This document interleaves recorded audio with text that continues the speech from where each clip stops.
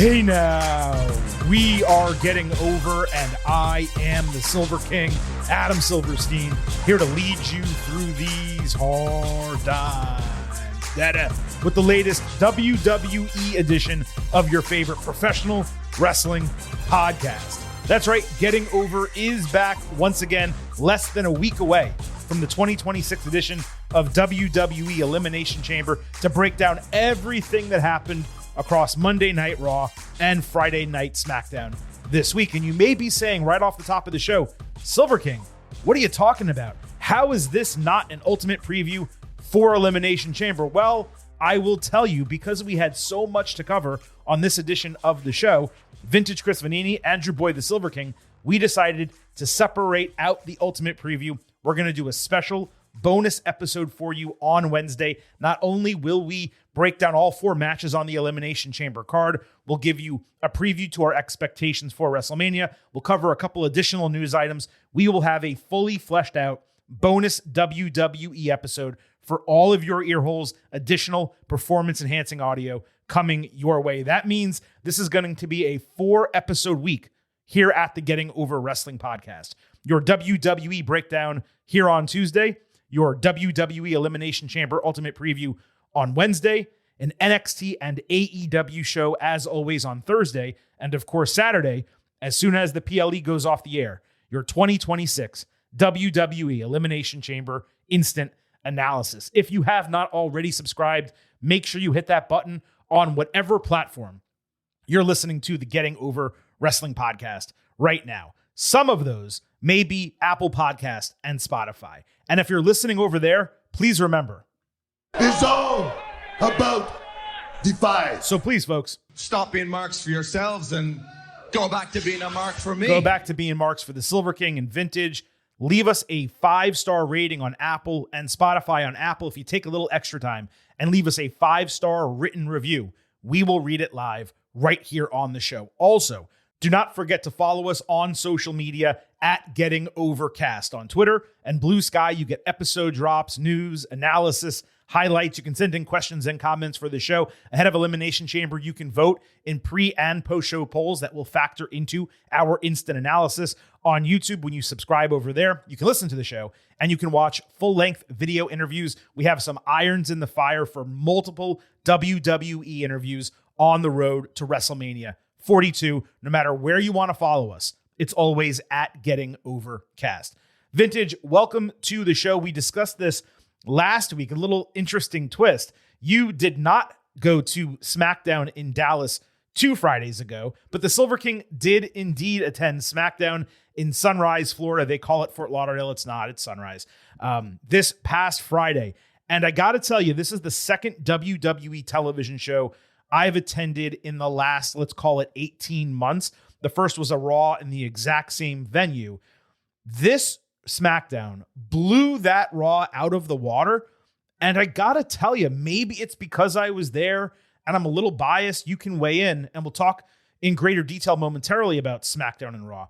But to me, this was one of the most entertaining SmackDowns, top to bottom, for 3 full hours that WWE has put on in, I'd say, at least the last calendar year. Are you saying it was more fun just because simply the content you got was fun, or are there different things they're doing in the arena structurally that made it better? Both, actually. I was talking about the television product, though, just the show that was presented to both me as a live viewer and all of you who watched at home, but also in arena, even compared to the Raw I went to, like I said, 18-ish months ago.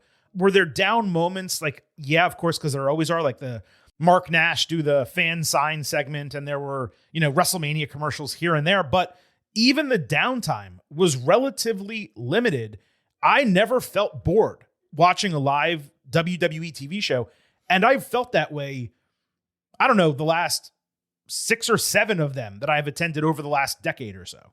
Yeah, I've mostly only been to pay-per-views post-COVID. I did go to one Raw before WrestleMania 40, but like I've been at a couple Manias, a Money in the Bank, a Rumble last year. So the in-person TV experience, I'm not as sure what is different. So that's interesting because that is, especially with the move to Netflix for Raw, SmackDown still on USA. Curious kind of how that went, but it seems like it's been pretty good. And I've thought they've improved that a lot over the years. In terms of the show itself, I think the week prior SmackDown was better because it was just kind of had some really, really hot segments. The one in Dallas that I didn't know was in Dallas, so I didn't go to. But the last couple of weeks, SmackDown has been really good. It's been better. And it leads off with because it has its star wrestlers there every week, and you're able to do a lot more. And SmackDown has been very solid the last several weeks. Yeah, it's actually the opposite from a star power standpoint of what's happening with Raw, where the stars are not on TV or they're injured and not on TV. And you're seeing that matriculate out in terms of the enjoyment of Raw itself. But let's put a pin in that. We'll discuss it a little bit later. I just did want to say that I had a blast at that SmackDown that I have not had a level of enjoyment like that at a WWE TV taping. That was not NXT, because NXT is easy. It's fun. It's 2 hours. It's a tight little, group of people in years. And to your point about attending wrestling events post-pandemic, I want to say this is only the third that I've attended. That Raw, the Royal Rumble 2 years ago, which was a dreadful experience, and then this SmackDown. So one PLE, one Raw, one SmackDown. This was easily the best of the three, and the crowd was awesome. Sunrise, Florida, historically. I'm not saying it's a bad crowd. It's certainly not Lafayette, Louisiana, but it doesn't always get crazy hype. They were loud for 3 hours, and being there and seeing them get up for Obafemi and Trick Williams and Royce Keys and Kiana James at the end of that match, and some other people too. It was just one of those where I was proud to be part of the crowd, and I can't tell you the last way I felt like that coming out of a wrestling show. So anyway, that's just real quick. Were there any commercials for Saudi Arabia stuff? Because I do know the last shows that I've been to or pay-per-views, it typically gets a boo from the crowd. Was there any of that? 0.0. Not a mention. Zero booing or zero mentions? Okay. Yeah, didn't address it. Did not show a WrestleMania 43 commercial. Clips from the Royal Rumble, if they showed them, I don't recall, but they didn't mention Saudi Arabia. So, no, just nothing like that. Anyway, that was the Silver Kings experience at SmackDown in Sunrise, Florida. It was great to go. And thanks, of course, to WWE for having me out there. Vintage, we got an absolute ton to talk about on this episode of the Getting Over Wrestling podcast, as we always seem to. The main event and the good, the bad, and the ugly, both of those are indeed coming up. But I'm afraid I've got some news. And I'll get this out of the way on top, because I first wrote this note down last Wednesday, and it's simply ironic how the timing worked out. That note was that WWE announced Stephanie McMahon as the first inductee into the WWE Hall of Fame class of 2026, all the way back in September at WrestlePalooza. And I was scratching my head, how has it taken 6 months to announce anyone else from this class? I figured that wouldn't start until after Elimination Chamber. Now we know what happened Monday night, but I was reminded of this because I was simply thinking about how much of what happened on that WrestlePalooza show truly was rushed. Stephanie's announcement being a paradigm of that being the case. John Cena recently spoke about the Brock Lesnar match and how that got thrown in. Now we only have to worry about Stephanie not headlining the Hall of Fame, and we can talk about that a little bit later, but that was just something I wanted to get out of the way because it was in my head all week coming into this show, and I found it pretty ironic given what happened on Raw. Royce Keys versus Chris Sabin and Rey Fenix versus Angel Garza were the two dark matches I witnessed for a main event taping at the SmackDown I attended Friday. I'll share those insights in a bit from that SmackDown throughout this show. But regarding Keys, he received a surprisingly nice pop considering he's pretty much still an unknown to the audience and only made that Royal Rumble appearance. But that brings me to something Nick Nemeth, the former Dolph Ziggler, wrote on social media this week. He said that WWE's rollout of Keys with clips from Stephanie's podcast is, quote, genius and, quote, better than any coming soon packages because he's had an incredible life story, Keys, and seems to be a great guy, and all of that is being shared in a sit-down interview format. And that made me pause to reflect whether criticism about him not being on TV for an entire month after the Rumble is unjustified if someone like Ziggler is saying this. So here's where I land.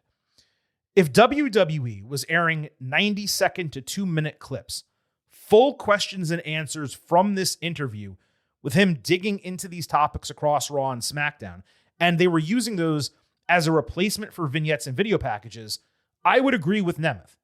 It's rare that a big, meaty man debuts in WWE as a good-hearted babyface with a touching life story. The problem is WWE is not giving us 90-second to 2-minute clips as a means of promoting him. They're giving us 30-second clips as a means of promoting the podcast. In other words, it feels like we're getting a glimpse of him amid podcast promotion rather than using the podcast content in place of the video packages. So rather than be able to say each time one of these airs on Raw and SmackDown, holy shit, that is incredibly sad, I feel for this guy, or I can't believe he persisted through that, or whatever, I'm only getting a taste of it. And I'm being asked to go somewhere else to watch more. So I believe Ziggler would have a great point if WWE was giving us more meat on the bone. And I'm sure the interview is compelling. I haven't been able to listen to it yet. But forcing me to go off of TV to watch even one full answer per show, it's not accomplishing what he believes it is for the wider audience that primarily watches those 5.5 hours of WWE TV each week, and then much fewer people consume all the ancillary content. So in that sense, video packages would probably still have been better because fans would see them in their entirety. Does that make sense, Chris? And do you agree? Well, I say all the time that if it doesn't happen on television, I have problems with it because just I'm busy and don't see every single social media post that they make or every interview somebody does. And so that is part of it. But like you said, they could turn, like they did use the Naomi pregnancy announcement on Stephanie's pod to promote the pod, but also make the announcement. Like they Naomi spoiled their own announcement. They spoiled Naomi's announcement in the ring by showing a clip of the podcast beforehand. Well, that's what happened. But yes.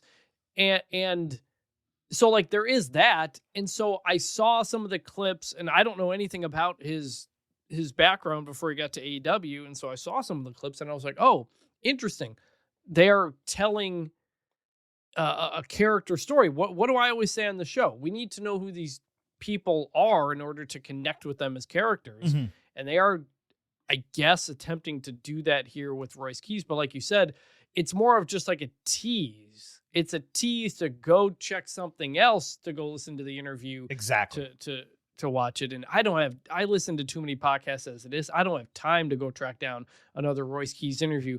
But, you know, there's so many wrestlers, limited time on TV. Maybe this is an attempt for WWE to just try something through a different channel to give somebody their backstory. So it does feel more than anything else, like you said, that it's about promoting Stephanie's podcast. Like, it's not like they use the clips.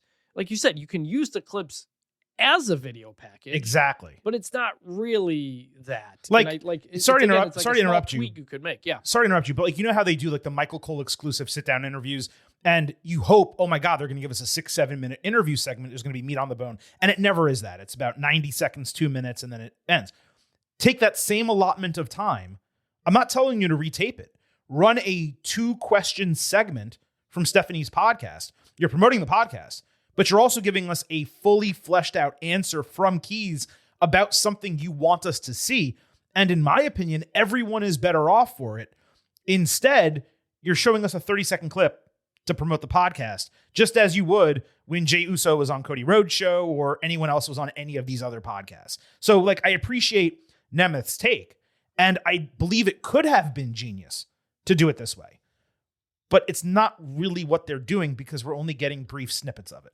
Roxanne Perez announced last week she is specifically off TV, not due to injury per se, but rather minor surgery. She had a benign mass removed from her back. It was giving her some pain. She said she's going to be back really soon, and considering she already hasn't wrestled in a month, and my guess is they're just waiting for the incision to heal, I would assume she's on TV next Monday after Elimination Chamber. Fingers crossed. She was doing great work, and we definitely miss her every single Monday night on Raw. Something I noticed this week, Chris, is WWE has figured out how to create much more engaging starts to their shows, moving away from a lot of the repetition that we had been seeing for months. That was the case with both SmackDown and Raw this week, at least for me. So that's a huge positive. On a negative tilt, while my Sunrise crowd was damn good on Friday night, I would say a 7 or a 7.5 out of 10. The Atlanta crowd on Monday was flat out awful. I saw a lot of negative reviews about Raw as a whole before the final 2 segments of the show, the triple threat for the Elimination Chamber qualifier for the women and the main event with AJ Styles' retirement. But there is plenty from Monday night to criticize. A good reason why some of it has been criticized is because the crowd was terrible. I believe portions of that show would have been thought of a hell of a lot better if the crowd was loud and engaged. There were 12,000 people there, and you never would have known it by volume. I thought the fans single-handedly ruined a quality Liv Morgan segment, and they barely got up for anything. They couldn't even figure out how to cheer and chant for Styles during most of the last segment of the show. Completely flummoxing for me. I would agree, especially those specific points in the show that you mentioned. It was noticeable. Like I always say, I don't notice crowds as much as you, really, unless they're particularly not making any noise in moments they're supposed to make noise. Mm-hmm. And I think there were also some structural issues with the show as well that contributed to it. A lot of the show just felt a little bit off. But every show in Atlanta feels the exact same, doesn't it? There's 5 to 10 rappers there. They all get shown. Someone's backstage, and it's always kind of the same group of people that kind of run through the motions every time they do this. And again, you didn't have as much star power there. So much so that you opened the show with Cody Rhodes, who, by the way, is not a Raw superstar. No, but he is an Atlanta guy, and he was there for Styles. So, yes. But it's explained. There's something that I don't want to sit here and claim that we notice things on this podcast that others don't, because there's so many wrestling podcasts out there, right? But I don't believe I've ever heard someone make this point, and it's what I'm going to share with you right now.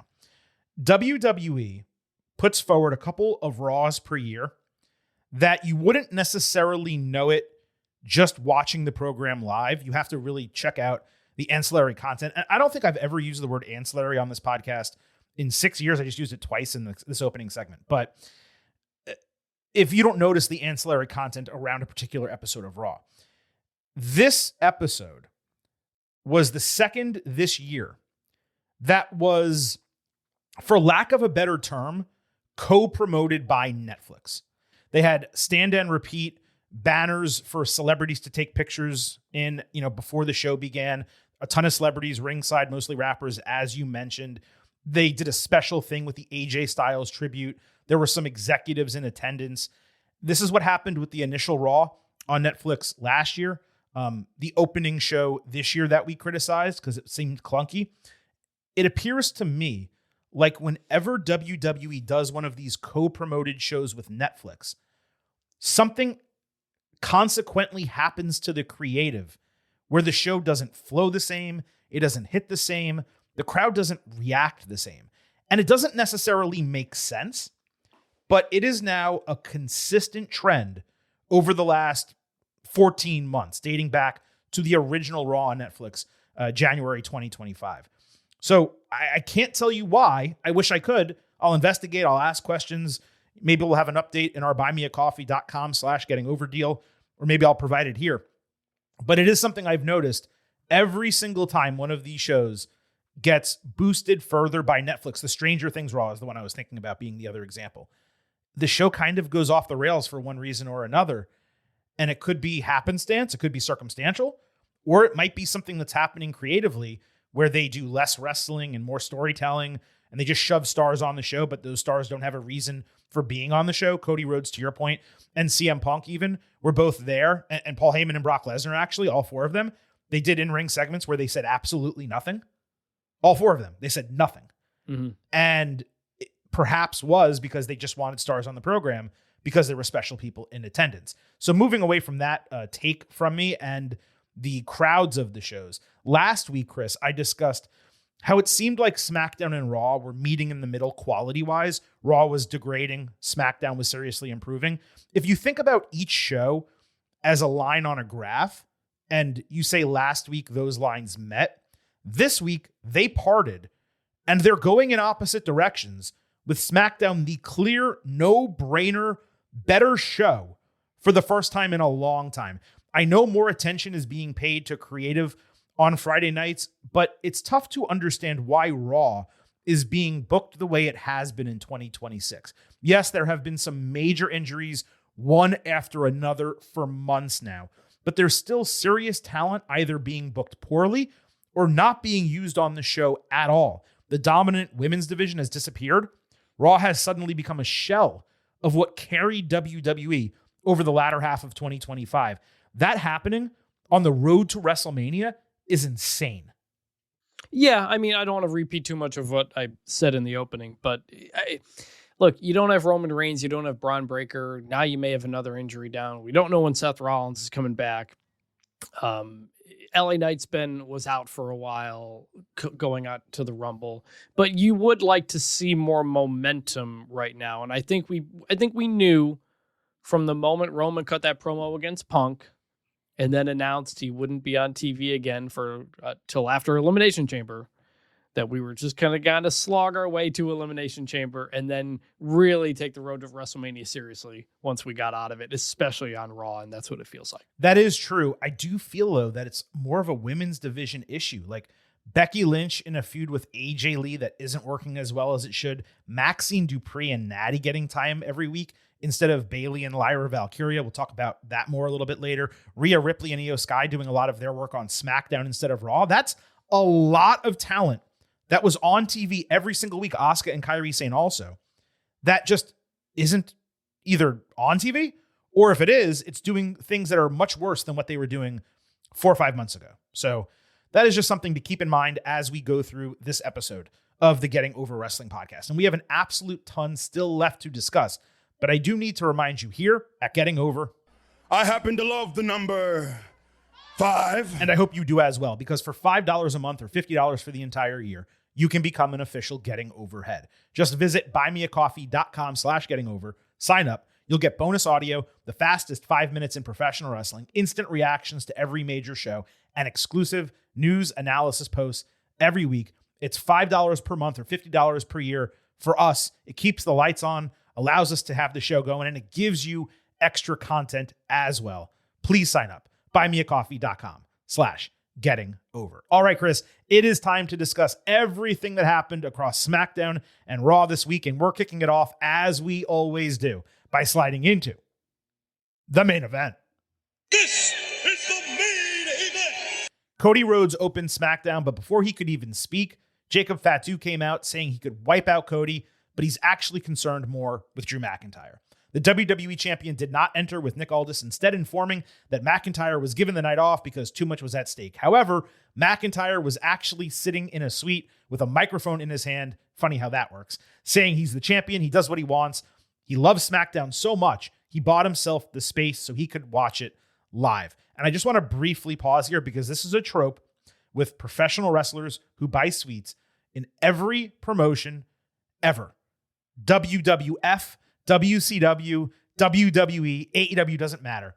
They buy a suite, they sit there for one segment, and then they're gone for the rest of the show.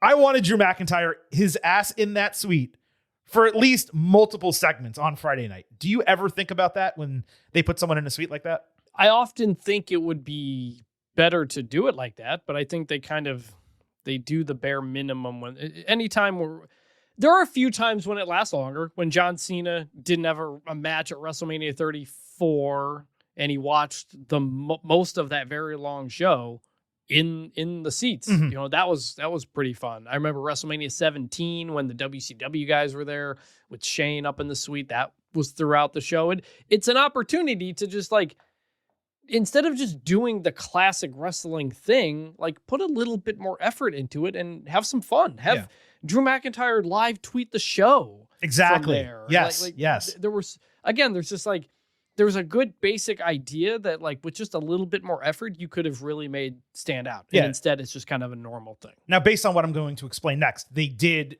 show why he didn't stay there, because Nick Aldis called him down, presumably, and so on and so forth.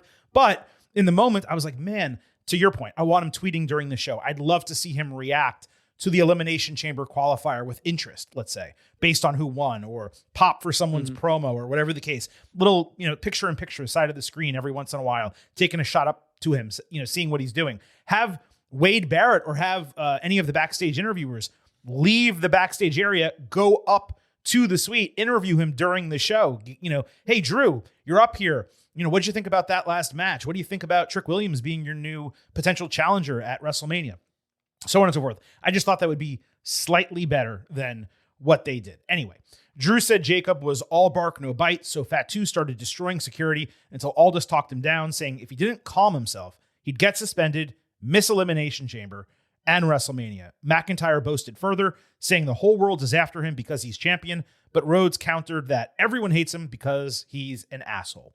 Pretty fire closing line from Cody, better in the arena where they did not bleep it. Fatu later backstage said he respected Aldis, who reminded Jacob how hard both of them actually fought to get to WWE. He promised that Jacob would fight Drew eventually. Fatu said he wouldn't wait much longer. Aldis later yelled at McIntyre for continuing to create chaos, and he promised if Drew keeps testing him, he would face consequences. McIntyre told him to relax, saying he'd leave the building, which Fatu did earlier. Fatu is already missing Chamber, considering he didn't qualify. I had not heard that conversation with Aldis live in the arena on TV. I figured that meant they could possibly fight at Chamber for the title. Instead, it seems like this is going to be the entree to put him in the Mania match as a triple threat, which is what we long expected. The only change I'd have made to this segment, letting Cody cut a promo before Jacob interrupted him. It makes no sense to put one of the best promo guys in your entire company in the ring by himself and not have him speak for at least 2 or 3 minutes. McIntyre, he got a surprisingly loud pop just standing in a suite, which goes to show not only that he's getting over as champion, perhaps the title should remain on him coming out of WrestleMania, but not only that, how small alterations in scenery and blocking can impact the way a person is received and the level of success a segment reaches. That same exact format segment with McIntyre just like standing on the stage, it doesn't hit as well. This didn't reinvent the wheel, but Jacob losing his shit, Drew puffing out his chest the way he did, it definitely hit. And I thought this was a real successful opening to SmackDown. Your point about Cody, it happened twice. The same thing happened on Raw. I was going to mention that later. I was going to mention that. Yeah, so interesting decision. I disagree. I disagree with you on the triple threat part of it for reasons we'll get to maybe in a little bit here, for reasons we talked about last week. This was good, fine, interesting. It didn't advance anything, but at least they did it a little bit differently. What is your, I know you're kind of teasing it for later, but what do you mean you don't think about the triple threat thing? Because I think there's going to be another person. Oh, okay. Yes, fair enough.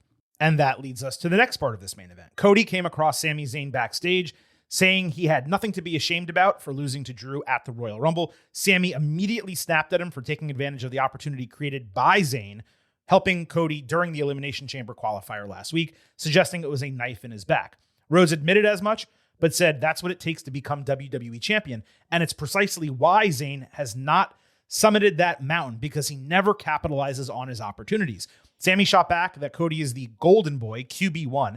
Everything works out for him, while Zayn has been trying to finish his story for 10 years, always trying to do the right thing. Rhodes snapped back at him, saying that's exactly what happened to him in 3 Stages of Hell. He went after Fatu to ensure a fair fight, and it literally cost him the title. Yet Zayn wasn't there to help him in that moment either.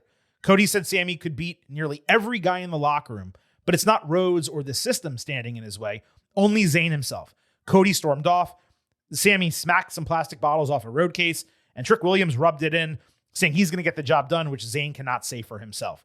Just when it seemed like the segment was over, Sami ran after Cody, apologized to him, and got loudly booed for it. And I will tell you this, the crowd in Sunrise came across incredibly well on SmackDown, watching it back on television. They booed louder for Sami in the arena than you heard it on TV. That's how loud it was. Anyway, Zayn said he didn't mean what he said. Instead, he asked Rhodes to remember when he becomes champion again, which is inevitable, that he had some help from Sami along the way. Cody promised not to forget. There's actually a lot to break down about this. Let's start with the fans' response to how it ended. Completely understandable. They didn't boo because they don't like Sammy. They booed because these guys were in the midst of a compelling segment with Zayn on his way to becoming a more interesting layered character. And in a snap, it appeared to have all been erased for no reason whatsoever. Now, the chances are that's not actually the case, especially... No, I disagree with that. Well, let me get get to why, and then you can still disagree, okay? But the reason why I don't believe that's the case is because this was nearly a shot-for-shot remake of a backstage segment Sammy had with Jay from October 2023. Now, I cut it real short, but check this out. I want us to be good. I really do. It shouldn't be you having my back out there. It should be Kevin. And now, hey, you everything's going good for you. It is. It's great, and I'm happy for you, and I want to be just happy for you. But you've got everything going for you now, man. You've got Cody Rhodes, and that's going great. And you've got the tag team championships, and that's great. And you've got your friend, and you've got the championships, and I've got neither of those anymore. And it's because of you. Ah! Jay, hey, wait, Jay, wait, hey. Forget that. Forget what I said. I'm sorry. I'm not. It's been a tough week for me, man. I'm happy for you. You deserve everything you got, and I'm sorry, okay? Are we good? Yeah. Come on, man. Man, I'm sorry. I'm in here right now. I'm sorry. Hey, I know how you feel. Yeah. I got something to calm that down, though. Funny part at the end there, I missed when I cut the clip. Jay basically telling Sammy, like, I'll smoke you out and calm you down, don't worry, which is just really funny to have that happen on WWE TV. But Chris, that was a parallel segment to what we got with Jay and Cody.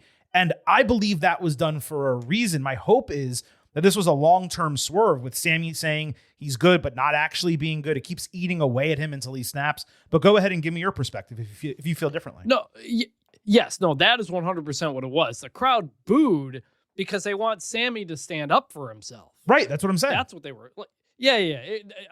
I misinterpreted what you said. Thought they were booing that Sammy did. Yes, that is why this 100% feels like I feel more confident than I did a week ago.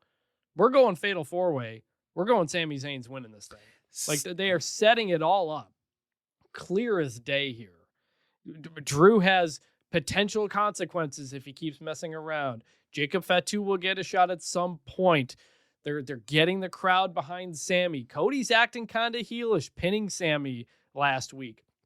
Doing this, getting in Sammy's face here, motivating him. Like, it feels to me like they're absolutely setting it up. And based on that reaction that they got, was exactly what they wanted. And it's working. And I didn't know if they'd be able to turn it around back on Sammy quickly after not pulling the trigger at Rumble or Saturday Night's Main Event. But I think they might be. And a big part of that goes to Cody. Like, Cody is, for all the talk about AEW, he didn't want to be a heel. He wants to be a babyface forever. He is doing heel adjacent type of things that are enough to get people to root for Sammy against him. And that's hard to pull off, and he's doing a good job at that. And I think this segment was fantastic for that reason. I agree with much of your opinion on it. I disagree that the booking is going to be a 4-way for two primary reasons. One, why not have Sammy just straight up win the Royal Rumble in Saudi Arabia if he's going to then win the WWE title at WrestleMania? Now, I am going to put a caveat on that, right? Because you're going to say, well, they didn't have him win because they needed Roman Reigns to win because he wasn't going to work Elimination Chamber, and they put the number one contendership in both of those matches. Okay. Yes. Why not have Sammy be the final two with Roman? Why would you put Gunther in that spot when he's just getting eliminated anyway? There's history. Because you don't want them rooting against Roman or against Sammy. Or final 3, 4, or 5. Why was he not there at the end of that match? That's a fair point you just made. But why would he not last toward the end of the match then to put him in position to say, oh, I came so close. He didn't come close. He didn't. Because in order to do a fatal 4-way type of thing, it couldn't really work with a Rumble win. But he has no claim to a title match. He lost to Drew clean at the Royal Rumble. Right.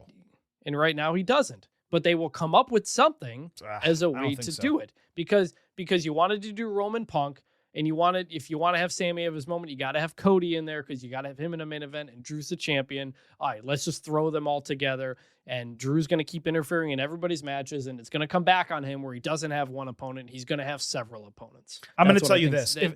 They're setting it up. If you're right, if you're right, they're then, in my opinion, rushing this with an imperfect story the same way they unnecessarily rushed Sammy into the Intercontinental Championship picture.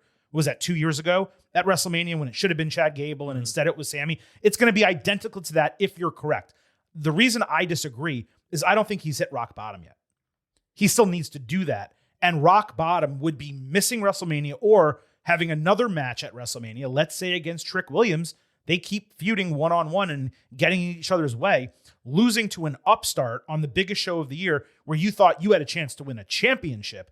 And then you tell that story over the next calendar year of Sammy hitting rock bottom, actually turning heel, then going back face before next year's Royal Rumble, winning that, main eventing probably night 1 of WrestleMania, and then winning the WWE Championship in Saudi Arabia. Like, that's the story you need to tell. But regardless of where it goes, to the point that you made, I was not at all surprised to hear that fan response based on the way the segment transpired. They wanted a babyface, the fans, to stand on business and call Cody on his shit. That was purposeful that he came back and apologized. That's how you want a crowd to react. And it's the exact opposite of something that happened Monday in a somewhat similar segment. Beyond that, though, the back and forth with Cody and Sammy, I thought it was great. Rhodes probably could have mentioned WrestleMania 39 and 40 in there a little bit. That was the only miss. And Trick then coming over the top to pour salt in the wound. That was awesome as well. As is continuing to involve Trick with all this main event talent every single week. This was a tremendous overall segment. I think people got lost a bit in the booze thinking it wasn't successful. That's precisely why it was successful. Yeah, you've made a fair prediction for a while that Sammy at WrestleMania in Saudi Arabia is the place to do it. I just don't know if you can carry it that long because Sammy is not, frankly, he's not Cody Rhodes, who has everybody behind him and can withstand losing at WrestleMania 39 to come back at WrestleMania 40 because he's going to remain at the top of the card that entire time anyway. Yeah. They've already done so many Sammy gets a chance, loses it things. I don't know if you can go a whole nother year with that. So don't forget, my original prediction that I'm still shocked they didn't do was Sammy winning the Royal Rumble in Saudi Arabia and then winning the title at WrestleMania over Drew McIntyre. And the setup was literally there for them to do it, and they just didn't. So I'm frustrated at that. If the only reason to pivot away from that is if you want Sammy to win his title at WrestleMania 43. Like it's literally the only reason. Or no. Go ahead. There's one other reason, and that's that you don't think Sami Zayn is big enough to have a one-on-one match in a main event of WrestleMania. So in that country, he is. And there's a champion. No. I'm saying, well, yes, but again, if you don't think you could go that long, I still think the reason you do it at an elimination chamber, whatever happens, because you got to get more people in there. You got to have Drew there as a champion. Got to have Cody in there as well. And that's where Sammy can win as opposed to Sammy himself being one-on-one. And Sammy in Saudi Arabia, yes, like the crowd would be there. But if you're selling the show to the rest of the world and America and stuff like that and the casuals, I don't know if Sami Zayn in Saudi Arabia is the thing to kind of, get people over the line. I think what gets missed, and I said this last week, and I'm going to say it multiple times on today's show as well. The biggest matches at WrestleMania don't necessarily have to involve the World Championships, A. And B, we forget every year that WrestleMania is not a 14-match card of bangers. It never has been in its entire history. Mm-hmm. You do not get there is no such thing as a perfect WrestleMania card. It'll never happen. You're going to have people like Randy Orton, spoiler alert, we're talking about him next. You're going to have Randy Orton fighting Aleister Black. Would Randy Orton, Cody Rhodes for the WWE Championship be much more interesting? Of course. But Cody Rhodes is going to be doing something else.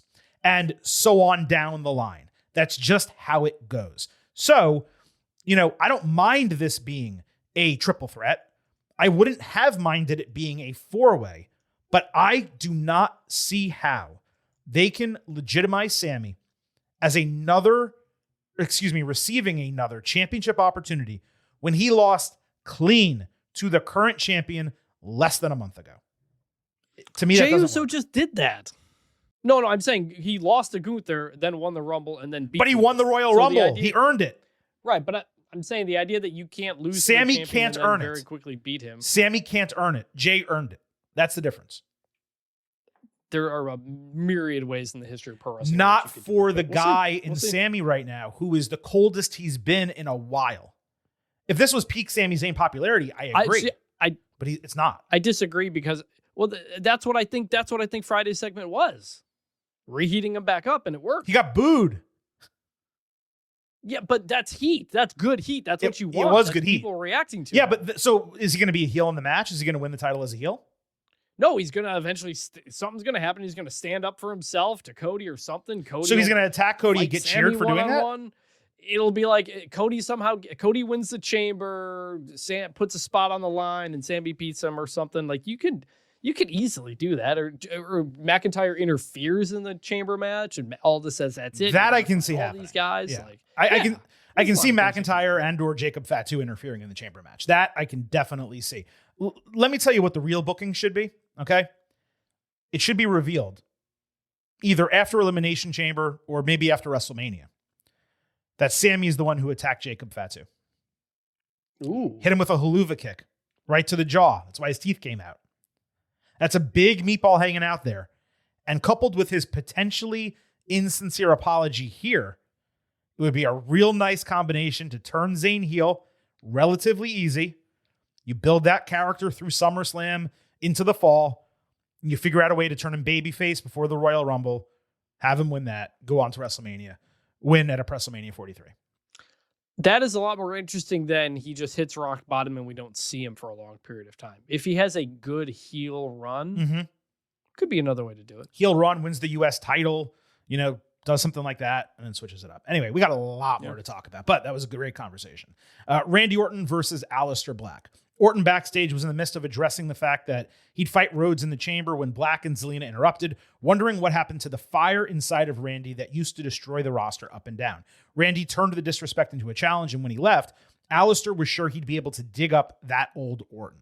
There was a great aura moment after the bell where Orton set up for an RKO as Black sat cross-legged before both rose to continue fighting. Much later, Orton hit the draping DDT, only for Black to avoid the RKO, roll outside, hit a huge thrust kick, and then avoid the backdrop into the table, only to get a Pele kick countered into a front slam on the furniture.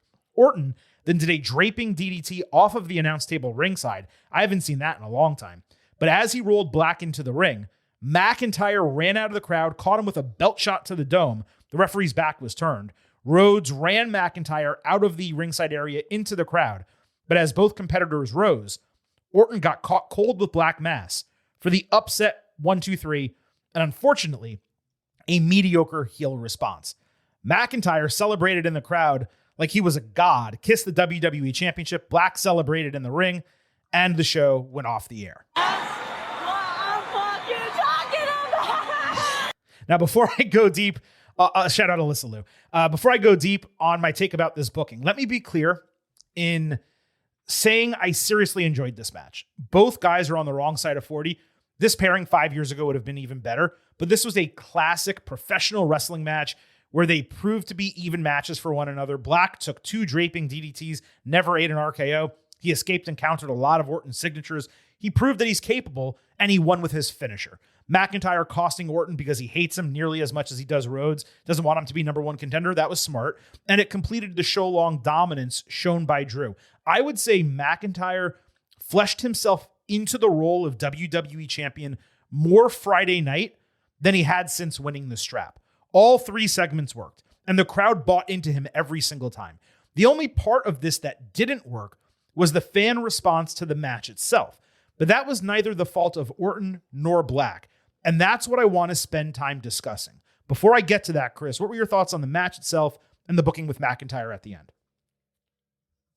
Match was fine. Like, unless I'm missing something, what was the point of Drew doing that? He's a hater. He truly hates Orton. He doesn't want him to be number one contender. He wants to weaken him, so on and so forth. I guess, but it's still a week out before the Chamber. It's not like it's the day before the show when he's going into the, because Randy's in the Elimination Chamber match already, and it's not like it's the day before the show or something. Because like I understand Drew jumping in on Cody stuff and Sammy and Fatu a little bit. Like the Randy one was just like, wait, is Drew just attacking everybody now? And my thought of a 4-way was like, wait, are we going to go even more? But ultimately, if it serves the purpose of Aldis just can't get a hold of McIntyre, who's just ruining the show because he's interfering in all kinds of things, that again opens the door for Aldis to do something for whatever McIntyre's main event is. So I was just like, wait a minute, why is Drew here now as opposed to something else? But there wasn't a Cody or Sammy match to interfere with, I guess, and Fatu was gone. So I guess this is the one that made sense. Yeah, now I will have an answer to that question that you posed in a moment. But here's what frustrates me so much and why my criticisms about WWE are generally more about the booking being imperfect rather than simply bad, as others try to claim. WWE is not only booking Black in a feud with Orton, they put him over the 14-time World Heavyweight Champion, interference or not. On paper, that's awesome. It's exactly what I and many of you listening have wanted. Aleister Black to get a real push. But if you're on the creative team, and you're planning to elevate this guy into an upper mid-card role, maybe even give him a WrestleMania match with Orton, why in the blue hell are you having him lose an ambulance match to an ice-cold Damian Priest 6 weeks ago? What did that achieve? I'll tell you, absolutely nothing. Black should have gone from beating Priest in Last Man Standing in October to an in-between feud that he won over another legitimate talent on the brand. Something to keep him strong until Orton was ready for him. The consequence of putting Priest over Black and not giving Black consistent screen time after the match is that he's simply not over with the fans. Instead of building on the huge moment with Zelina joining him, it was completely wasted. The response to the 1-2-3 was basically non-existent. I feel like I could have pinned Orton and gotten the same response from the crowd. This is not an Aleister Black issue. He was over in NXT. He was over in AEW. He can be over on the WWE main roster, especially with Zelina. This is purely an issue with inconsistent booking and lack of character development. And he is as much of a paradigm for this as any other wrestler on the roster right now because they had it. They elevated him. They had him standing on top of road cases, celebrating with his newly turned wife, vanquishing a guy in Damian Priest who in the 12 months prior had been world heavyweight champion. And they threw it away despite seemingly having plans for him to fight Randy Orton at WrestleMania. Yeah, I mean, that fireball and that Zelina move, was that in the summer? October. Early fall? October, yeah. So, like, that was so long ago. And this is the thing I've said all the time when they've elevated somebody, brought somebody over, did a thing with somebody. I've said, do you have the next 2 to 3 steps ready to go? And they clearly did not with Aleister Black. They didn't when the New Day turned heel on Big E. Mm-hmm. I question if they did when Gunther beat John Cena. And there's these things where it's like they so often fail to capitalize on momentum, and then you lose the moment and you miss the moment. And then Aleister Black pins Randy Orton and nobody cares. Like that, it's very fragile, and you have to stick with somebody if you're going to do something. But maybe this was a switch because of some injury, and Randy's plans have changed. And who can it be? Well, it could be Aleister Black. So let's get him a win. Like, we know these things change, so it could be what it was. But that was the concern we had as the Damian Priest thing dragged on forever and ever and ever throughout the fall, and then lost. And we said, all right, I guess that's it for Aleister Black for a while, and it's going to take a while to believe in him. What really should have happened is that coming out of the Priest feud, you'll remember Black fought Cody Rhodes in a non-title match on SmackDown. Maybe it was a title match, but he fought Cody on the show. It was a huge match. It was a main event. It was a whole deal. What should have happened is that they should have taken a break from the Drew McIntyre feud, put Drew with someone else, not Priest. I don't mean it's someone else though. taking a break from that, run Cody and Black for a month or two. You have Black, get a couple great moments on Cody. Ultimately, he would have lost, as we all know. Then Cody goes back to Drew. Black maybe goes back to Priest, who returns because he wants revenge. They do the ambulance match. Black wins that match, remains strong over this guy, and then moves into the Orton feud. Instead, they had him do nothing for a while, then lose to Priest for no reason. And now they want us to believe that he's on par with Randy Orton, which I believe he is because I like him and I've seen him do it in NXT and AEW. But on the main roster, they have not told us that Aleister Black is that type of guy. And elevating him into that 6-7 weeks until WrestleMania, that's very difficult to buy, especially for the crowd. And that's why they didn't respond that way. Two other notes coming out of this one, McIntyre attacking Orton. To what I said last week, it's another reason Aldis should really throw Drew in the chamber and put the WWE Championship on the line there instead of doing a number one contendership. Drew retains. Mm-hmm. Cody and Jacob both have a reason to challenge straight up coming out of it. It's better booking. It creates a sense that anything can happen because of, his involvement in the match. And it completely clears the deck for WrestleMania. Two, Drew, and one more thing. Yeah. Drew always looks good when he wears black and dresses down. Coming out in that white and tan combination, I thought the dude looked like a star on Friday night. That visual presentation really worked for him. But no, go please talk about the chamber and what I said. I actually didn't like the tan and white. I thought it kind of clashed too much with everything else. But you're right. But you would have to have a situation where Drew wins by Drew doesn't pin Cody. Somebody else pins Cody, or Jacob Fatu interferes and Cody gets pinned by somebody. And so therefore Fatu and Cody and Sammy all can figure out their own different claims. But that could still be, again, the way to get out of it, which is Drew defends there and it's not a number one contender. That opens up multi-man match. I agree. Yeah, you could do something crazy where like Fatu distracts from outside. He climbs the structure and Cody's in the ring and he gets distracted by that. And somehow, and this is something that you do to put someone else over, like Trick or Javon pin him. And they get a huge moment. They're on a different brand. They don't have, or excuse me, Javon is on a different brand. You maybe don't have to worry about it. Trick can boast that he pinned Cody. He's not champion, so he doesn't need a title match coming out of it, the whole deal. But then, Cody's not angry at Trick or Javon. He's angry at Jacob for costing him. So that is something that they could do. So that was the big storyline on SmackDown. Monday Night Raw opened with Michael Cole and Corey Graves randomly in the ring, running down plans for the show in the AJ Styles tribute, when Gunther interrupted out of the crowd, getting his loudest jeers since the Royal Rumble build. This was one of like 2 occasions where the crowd actually came alive in Atlanta, so I will give them credit for that. He said it was disgraceful to tribute losers like Bill Goldberg, John Cena, and Styles. Instead, he's the one who should be celebrated. Adam Pearce must have taken a page from Dave Bautista's book. He comes out yelling like 17 times, "That is enough! That is enough! That is enough! God damn it! That is enough!" And he did that until Gunther finally shut up. But while Gunther laughed at the security Pearce brought with him, he promised to leave the building because he didn't want to have to witness the disgrace of what was to come. Gunther talked shit all the way down the ramp. He had a smile on his face until Dragon Lee caught him from behind with a blindside attack. Cameras followed Gunther selling this all the way through gorilla position. Dragon attacked him for a second time, tackled him into a road case, bludgeoned him on the ground. And as Gunther finally got to his feet with Dragon pulled away, Cody showed up, gave him a side eye, and walked to the ring through gorilla position. Taking a beat here, I thought this was a pitch perfect start to Raw. The open and the close of this show was nails. A lot of stuff in between was not. It took Gunther's normal trope, turned it just enough to make it more compelling. It would have been nice if Dragon talked some shit after beating him down, maybe hammering it home, getting fans behind him a little bit more. But beggars can't be choosers. This was the most aggressive Dragon Lee has ever looked. On top of that, the camera tracking, the unexpected continuation backstage, leading to the brief Cody confrontation both of us have wanted. That was the icing on the cake. I could not find a flaw in this part of the opening. I thought it was extremely well done. It did the job. It did the most important thing it was supposed to do was tell you that Gunther wasn't going to be involved in the AJ honoring at the end of the show or whenever it was going to air on the show.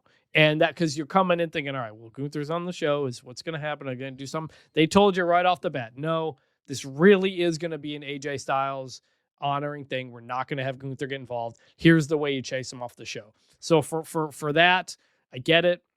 Makes sense. Executed well. Dragon Lee's just still not my thing, and him being the guy to kind of beat up Gunther is what it is. I don't need to keep saying it every week. But overall, I got what they were going for, and I understand it. Yeah, I feel you on that. Dragon's maybe not the most compelling character right now, but he was Styles' partner. So like it does make logical booking sense. So you got to give them credit for that. So when Cody made it to the ring, he was just beginning to praise AJ when the Vision interrupted as a group. Austin Theory said the crowd made him ashamed of being from Atlanta. Logan Paul recognized that Rhodes is proud of being a hometown boy, saying he made a stupid decision showing up, knowing they would be there. He messed his promo up a bit. Then he stated that the Elimination Chamber qualifier was next. That led to Cody introducing Jey Uso, who entered through the crowd eating with Jimmy. This was the opposite of the prior segment. It was completely worthless. I get that the idea was for Rhodes to get a big entrance near the top of the show in his hometown. Okay, fine. But at least capitalize on that by having him cut a real promo. Instead, SmackDown and Raw, you have Cody out there in the opening segment, and he literally said 0 both times. The Vision promo certainly did not make up for it. They said nothing too. This was a colossal waste of time. The only positive was that all the eating happened during the commercial break. Yeah, this was just Cody, local boy, get a pop, and then go on to the match. There was no reason for them to do this. It was differently, but like the SmackDown opening, I was like, was Cody going to say anything? Like, he just moved on and introduced Jay, and I was like, was there anything else? Well, no, the Vision came out. The Vision came out, and they're like, the qualifier's next, and Bronson Reed's going to win.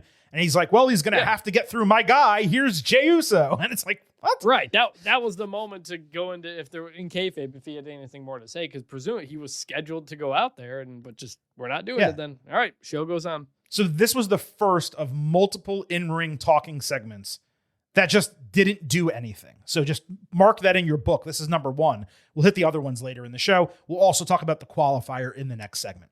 So continuing to build for the AJ Styles tribute, Shinsuke Nakamura and Bobby Roode were shown speaking backstage. WWE also showed highlight videos, including the debut at the Royal Rumble, footage of him beating Jinder Mahal for the WWE Championship. During a break, there were some goodbye messages shared, including from Kurt Angle and Roman Reigns. I was very surprised those didn't make broadcast.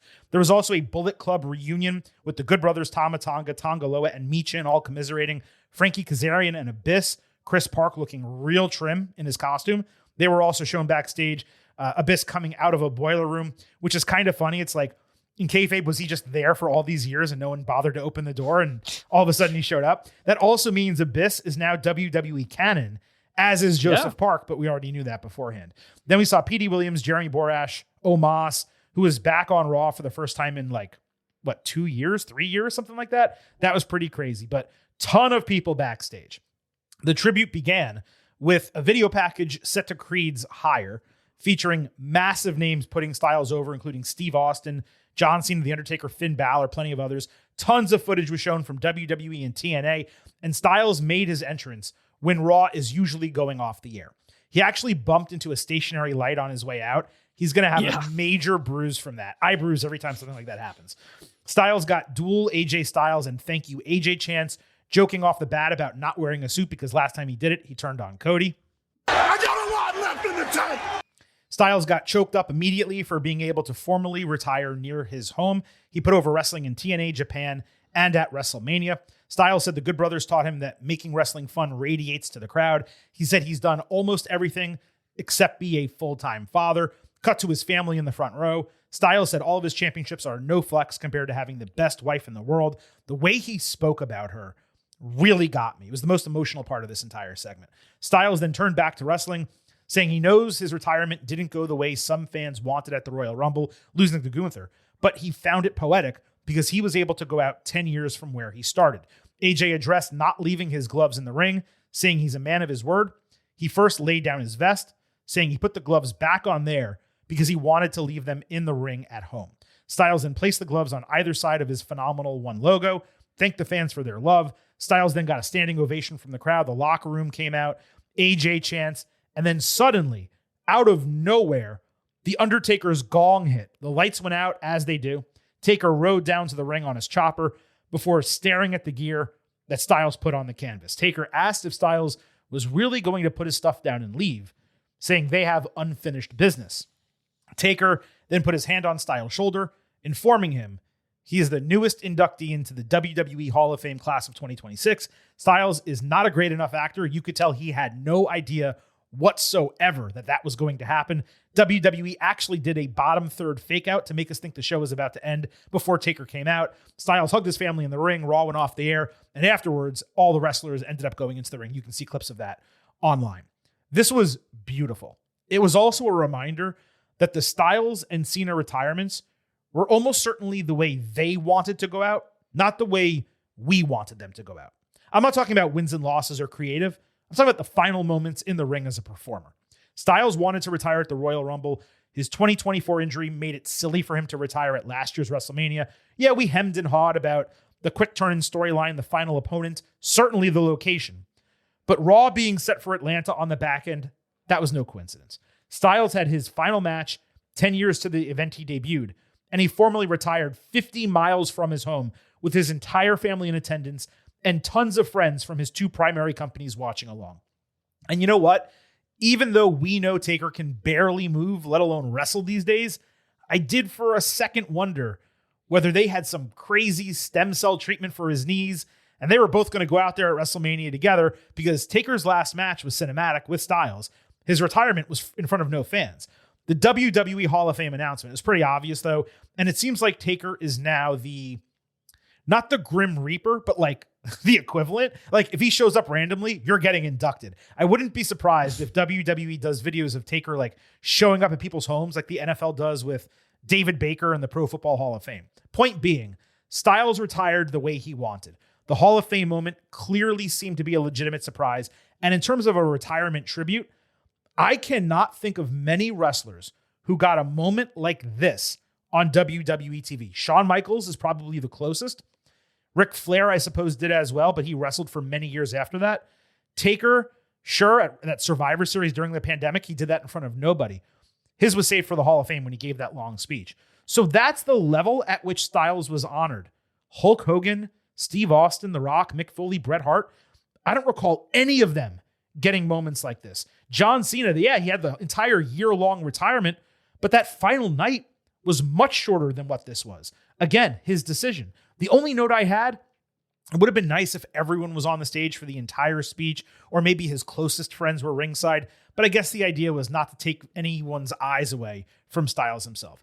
I just felt like Styles and WWE knocked this out of the park. It hit all the right notes. They basically tripled down in less than 2 months at the Hall of Fame. He got a retirement match, a retirement tribute, and then he's going to get a retirement bonus speech at the Hall of Fame. That is quite a send-off, getting 3 moments in 3 months for a guy who didn't even make WWE his primary home. That is a lot of respect for Styles, and they sent him off, like I just said, as well as they have sent off pretty much any WWE superstar. That's an interesting way to look at it. I didn't look at it like that in the moment, but I think you are right in a lot of ways. But I do think it felt like so much of the AJ retirement decision and rollout was just clunky, really not through the fault of anybody. You had the injuries, like we talked about. Then you're getting overshadowed by the John Cena thing, so you got to let that play out. And then for it to end in Saudi Arabia, of all places. And I wondered partially, I thought this last night, was, WWE never seemed to fully embrace AJ because he was never fully a WWE guy. He is the greatest wrestler to come out of TNA. He was a major part of the Bullet Club and all that kind of stuff. He had an entire, arguably Hall of Fame career before he got to WWE. And yet he did spend more time specifically in WWE match-wise than he did anywhere else. Mm-hmm. And so it wasn't going to be a John Cena type of thing, but ultimately they did put together a good situation. And it leads to my other question, which is, is AJ the headliner of this class, or is Stephanie going to be? Because I had forgotten about Stephanie in the Hall of Fame until you mentioned it at the beginning of the show. And I think that feeds into, again, my thing, which is like, AJ should probably be the headliner, but it's going to be Stephanie, right? I disagree with the latter part. AJ should be the headliner. I believe he will be the headliner. It's a bad look. And I know Stephanie is a legitimate legend. She's a legitimate Hall of Fame inductee also. There's no question about that. Yeah. But having Paul Levesque and Stephanie McMahon headline this in consecutive years, when you have someone in AJ Styles, and you said arguably, would you say arguably the best? No, I just say he had a Hall of Fame career before WWE. Oh, that's what you said. Inarguable. Yeah. No, not an argument. He had a Hall of Fame career before he went to WWE. So that's my point. He had a Hall of Fame career before. Then he had a Hall of Fame career in WWE. Did he accomplish as much as John Cena or some of those guys, Randy Orton? No, but he was there in the latter part of his career. He still won multiple championships, was featured regularly, had tons of huge matches, memorable feud with Cena and other people. So he's almost a double Hall of Famer, and it is still a wrestling Hall of Fame at the end of the day. I gotta believe he's the lead inductee. And I know it's WWE and I know it's a McMahon and it's Stephanie and Levesque and people talk about them putting themselves front and center all the time. They gotta recognize that that is what people believe and what people talk about. And they need to feature Styles as the main event. I could see Stephanie opening it, Styles closing it. I would be really surprised if they are so blind that they just have Stephanie be the lead inductee. It's not impossible. It's not impossible. I'm saying I'd be surprised. That's all. No, it feels it would be on brand for them and kind of their careers. It would be extremely it just on kind brand. of yeah, just kind of like AJ Styles what is AJ Styles' legacy? Like, I don't think WWE is the number one thing. It's not, but he spent enough time there where they don't need to be bashful about that. If he was there for 4 years at the end of his career and then that's it, he was there for 10 years, man. He had multiple main championship reigns. He held the mid-card titles, the tag team titles. He had WrestleMania matches, not his best matches. He is deserving of main eventing, for lack of a better term, Hall of Fame, for sure. Yeah. It's my thought, because Sting went to the Hall of Fame 2014 or 16. Was he a headliner? I don't remember if he headlined that class. He or not, had to have. It was 2016 was the Hall of Fame. That was the Hall of Fame class that year was pulling it up. Sting, Godfather, Bossman. Yeah, he did headline that. Yeah. And so he was a mostly WCW guy, obviously. Although WWE now owns WCW, they don't own TNA or any of that. Yeah, but he was entirely a WCW guy. AJ Styles spent a decade in WWE. And you could make an argument that more people know him because he was a WWE superstar, certainly, than his, let's call it 16-ish combined years in TNA and New Japan. By the way, he was in TNA longer than WWE, but only by 2 years. So, like, it was pretty much. I think he had. I saw a number. Maybe it was New Japan, but yeah. To me, the number one thing about AJ Styles, when I think of him, he's the greatest wrestler in TNA history, and that's just that's a really good thing to have. Yeah, and so we'll see. But heck of a career, AJ. Best of luck. It does seem like that will shut the door on coming back, unless he wants to do it with his kid, like he said.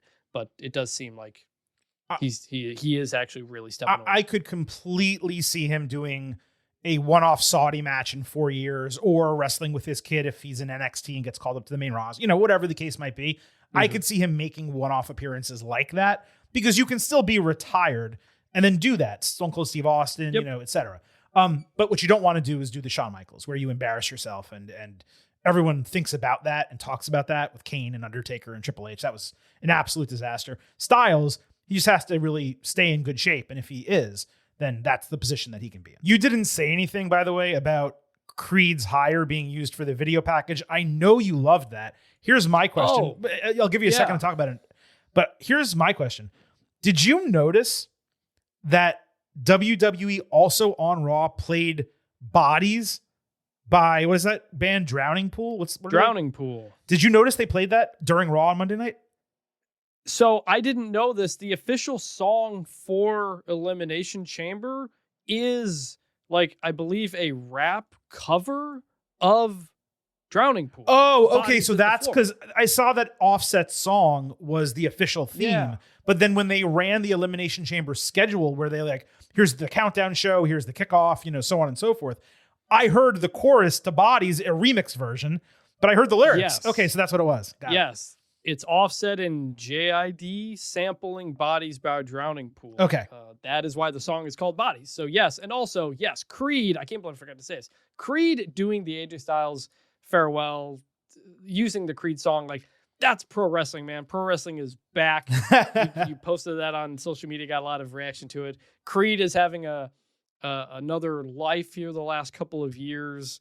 That's like peak. We all remember My Sacrifice and that clip from 99 or 2000 or whatever that was. So that surprised me to see that, and I loved it. That was like the second time recently that WWE has used not necessarily an old rock song, but a hard rock song.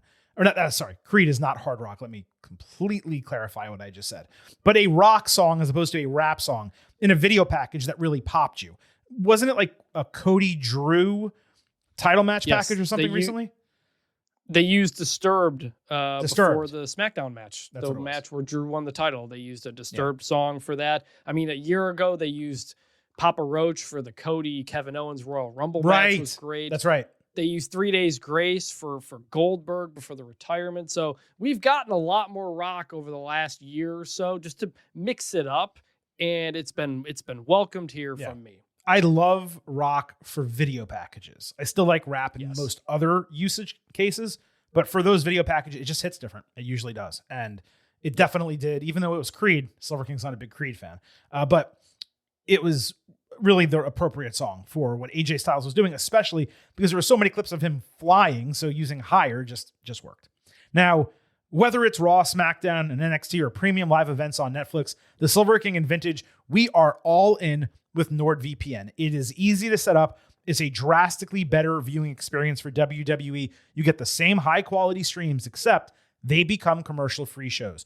All you have to do is sign up at nordvpn.com/gettingover. Open the app, quick connect to another country like the United Kingdom, open Netflix, and watch your program of choice. That is going to be crucial this Saturday for Elimination Chamber and for WrestleMania 42 in the middle of April, especially for those of you who still have Comcast or YouTube TV and you don't have ESPN Unlimited for free through your cable provider. NordVPN also allows you to get around online censorship and surveillance, protect your private data when web browsing, and one account, it can be used on 10 different devices. Get the best discount. Go to nordvpn.com/gettingover. Our link will give you 4 extra free months off the 2-year plan. And there's no risk because Nord has a 30-day money-back guarantee. So improve your WWE viewing, save some money, browse safer online, and get the best discount for the best VPN at nordvpn.com/gettingover.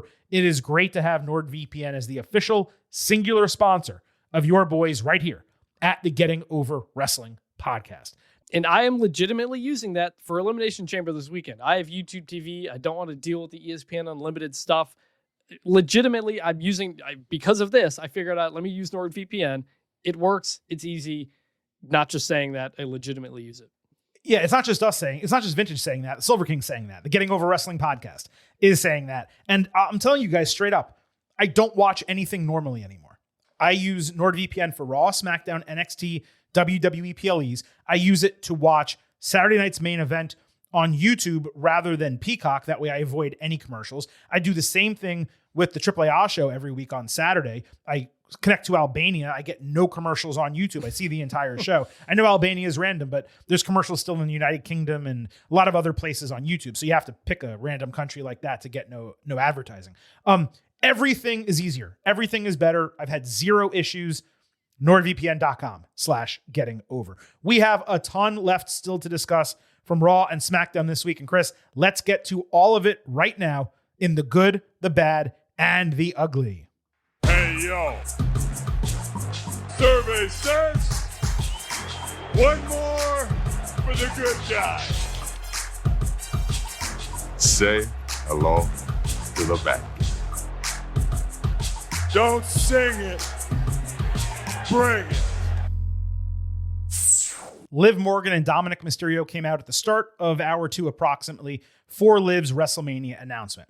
And I know it's basically her new non-wrestling look these days, but as per multiple members of our listening audience, Gonna look good, but she's got me saying, hey now! Liv out there in the extra short Daisy Dukes and little white tank top, then doing what she did as this segment came to a close.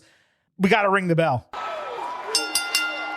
The Hey Now Championship is officially on the line. Liv Morgan from Monday night against Zelina Vega, who laid down a strong championship victory just 10 days ago with that entrance using her husband's theme, coming out to the ring, slithering around like a snake. Liv clearly wanted this title back. And Chris, as far as I'm concerned, she did what was necessary to take it. Yes, I agree. Liv Morgan, not only for what she was wearing at the end of the segment, but coming out in the Raw is War jacket was extremely cool as well. The old scratch logo on there. Then she takes the jacket off later in the segment, and I was like, all right, we're going to have a title match here, and we have a new champion. And new Hey Now champion in her second reign, Liv Morgan. Back to the action. Morgan was depressed, which was kind of funny. Seeing her looking like that, dressed the way she was in some of the shortest shorts I've ever seen in wrestling, but like pouting and crying and not really wanting to be there at all. I'd be trying to get it in as much as possible, too. Dom welcomed Stephanie Vaquer and Jade Cargill one by one. Vaquer wore a strange baggy hoodie, and neither champion got their full entrance in terms of pop and circumstance. Before making her decision, Liv told Stephanie that her words upset her all week. Morgan said she didn't realize that she was privileged, thinking she was struggling despite getting the best training in medical care just for the last decade, and she didn't realize the kind of fight Vaquer had to go through just to get to the same point. Fans actually booed Liv for being vulnerable, which was weird. Then she turned to Jade, looking prepared to challenge her, only to turn around, drill Stephanie in the mic. Vaquer sold this mic shot like she took a shotgun blast to the face. Morgan followed with a codebreaker and Oblivion. Fans booed her as she laughed at the end. Then she threw the title on Stephanie with gusto, and it looked like it actually hurt her. There is no question in my mind the crowd did not respond to this as expected. The whole idea was for Liv to be vulnerable, get people to cheer her, make it seem like she's turning face about to challenge Jade, only for the entire thing to be a ruse with her going after Vaquer, the babyface. Now, they still booed her at the end, but they straight up rejected the attempt to turn face. The fans like that she's evil. And you know what? I get it. But the crowd also sucked, as we said earlier, and I couldn't imagine that they didn't play along and do what they were supposed to do, because that was what the entire segment was based around. Now, I didn't react the same as they did. I thought Liv did a fantastic job storytelling in this promo. She performed exactly as they wanted her to. It made for a really smart segment to build the feud coming off of that excellent pre-taped interview last week. They also called back to Jade, who faked an attack on Liv exactly 1 year ago inside Elimination Chamber before going after Naomi. Liv here faked going after Jade to swing on Stephanie. To me, none of them did anything wrong, neither the writers nor the creative team. The crowd did not do their jobs, and it ruined a well-formed and thought-out segment. This was very good. It's still the best-built WrestleMania women's match purely based on story in a long time. Certainly the last few years. I loved the triple threat last year, but storyline-wise, it was a little weak. I'm loving this direction for Liv and Stephanie, and I really liked this segment, even if the crowd didn't play along. See, I didn't think it was structured very well. And it's not the fault of anybody involved. The crowd didn't help. But having Liv get vulnerable while she's standing next to Dom Mysterio and talking to another face in Stephanie Vaquer was never going to be a situation when she would really get it. If she had been saying a lot of that stuff to Jade, perhaps it would have.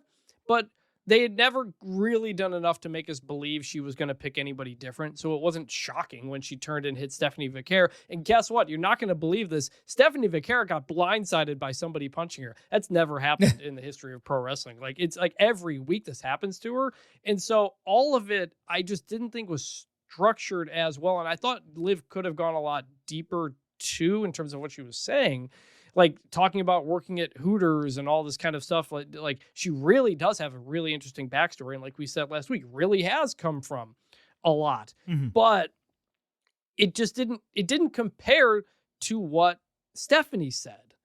And so it was a difficult spot for her. And then when she turns and punches Stephanie Vaquer, my reaction at home was, Yeah, that makes sense.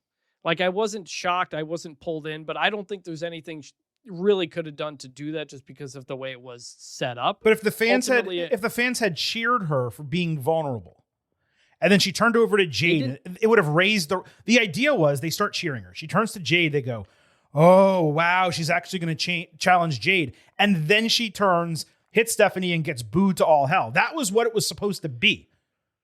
That was the idea. But the idea that something Stephanie said to her would get her to fight Jade was a bit of a stretch.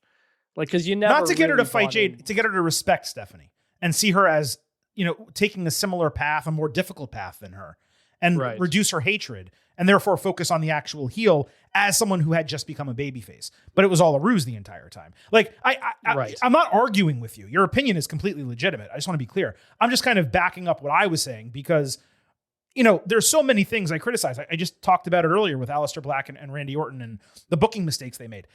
To me, this was not a booking mistake. I thought they crushed it last week. They were really solid the week before that. And this, to me, delivered on what those two prior segments set up.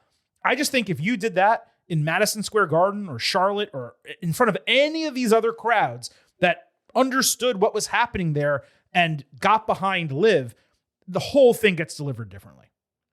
That's just my take. Yeah, I just don't think there's much of wrestling where a heel cries and gets talked into kind of being a babyface by another babyface without doing anything. John Cena might be the only one in the history of pro wrestling with the way he turned back face before SummerSlam, and for what that was. But like, the only way Liv was ever going to turn face is if she does something, hits Dominic. Like, that's kind of what it is. Stephanie just like talking to her wasn't going to be it. So again, that's not the fault of anybody involved. I thought it was really good last week. I just don't think there's anything they could have done to really get that crowd to believe in it. Like, compared to the way, like we said before, compared to the way Sami Zayn did it. Like, there's a way in there that was able to draw out the crowd reaction that they wanted. I just don't think you could have done it here. Yeah, that was a parallel segment. That is what I was talking about earlier. This was the same general concept where they're going one way, then they come back the other way. That one succeeded, this one failed. But again, I am putting it on the crowd. I'm happy and willing to criticize performers, and you guys know I'm happy to criticize creative when they mess up. To me, no one messed up here. This just didn't get the response that they expected. You didn't give it a grade. What's your grade? I'll still give it a good. Like, it wasn't bad by any means, but I just am not surprised it didn't get the reaction that they wanted. And just to clarify, we will circle back to the women's division in a little bit. Elimination Chamber qualifier on Raw, Jey Uso, El Grande Americano, Bronson Reed. Reed hit a great-looking double-stack Samoan drop after having taken both faces off the ropes. Americano did a cool tilting bulldog on Reed while simultaneously dropping a leg on Jey, who he then took down with Chaos Theory. For some reason, Jey sold this by flinging his body all the way to the other side of the ring. The next spot was a flying headbutt by Americano, but despite Jey not being anywhere near a landing zone, Grande took off anyway and completely missed him. Flat on his face. He was supposed to connect with it. I was totally floored by that sequence. It's one thing after another with Jey, always. Americano followed with a German suplex to Reed, who, during the commercial break, rolled outside for an injury check, with the faces doing absolutely nothing in the meantime. Turns out, the injury was suffered not from the German suplex, but when seconds earlier, he flew in to break a cover. Pure happenstance. Nothing that could have been done to prevent it. After the break, we saw a replay that showed Reed tearing his bicep. The pop, the hanging muscle, completely obvious. Americano stopped an Uso splash with double knees, rolling over into a near fall before maintaining an ankle lock submission. After some counters, Jey landed a spear and Uso splash to advance. Man, I literally typed out Bronson Reed's name on an Elimination Chamber card section that I was building for the show. I typed REED, hit enter, got injured. I shit you not. I'm going to give WWE the benefit of the doubt here. Bronson had to be the winner of this match, and Jey had to be the pivot due to the injury. I cannot imagine this was the original booking, and I firmly believe that because there was no graphic on screen immediately after it was over, and every other chamber match, you get a graphic of that person added to it. The truth is, the vision is straight up cursed. I have never seen anything like this in 3+ decades watching wrestling. A faction losing 3 consecutive de facto leaders to injury inside of a few months. The injury to Bronson, it's similar to what happened to Liv Morgan recently. Like randomly, for no reason whatsoever, on a non-wrestling move even. So effing unfair. Seth Rollins going down completely screwed up WrestleMania. Braun Breaker going down, messed up plans for Rollins. And now Reed getting injured at least screwed up Chamber, if not Mania. Perhaps Reed was going to replace Breaker if he couldn't get cleared. I don't have a grade here. The match was actually rolling nicely, and it might have been something before the headbutt sequence and then this. Super unfortunate, especially considering Reed just lost so many months to that foot injury at the end of 2024. And Original Americano, because of the circumstances, he lost his first match ever since debuting randomly because someone else got injured. This was a shit sandwich across the board. No one's fault. Hate it for Bronson Reed. Yeah, just sucks, man. He had been doing a really good job since coming back in the Vision, getting a higher profile because of other injuries to guys, and then just like of all the things to get injured on, it's this. Like there really are so many fluke injuries in pro wrestling. Like we've really had quite a few that in the spots that you wouldn't expect. Now, Bronson Reed jumping off the cage at War Games was not one of them, but this one was absolutely pure bad luck. I don't even know what you do with the Vision at this point. You're down to Logan Paul and Austin Theory, and Braun Breaker hopefully comes back soon. And I guess Heyman's there, but Heyman's also doing some Brock stuff. So it's like, I don't know. Like they've had to change this so many times. I don't even know how you bring Seth back in a way that quite makes sense because the two guys are hurt. Like, I don't know. It sucks, man. It really sucks. Yeah. I mean, at this point, disbanding the Vision, it's worth legitimate consideration. It's all about cutting your losses. Reed is out 3 to 6 months if it's a partial tear, up to 9 if it's fully torn. I haven't disliked the Vision as much as others, but there's no one left. The faction is not universally over, even if I like it. And it just seems like this was the nail in the coffin. Now, you can still run Rollins Breaker at WrestleMania or afterward if both get cleared in the next month and a half. Their feud can remain.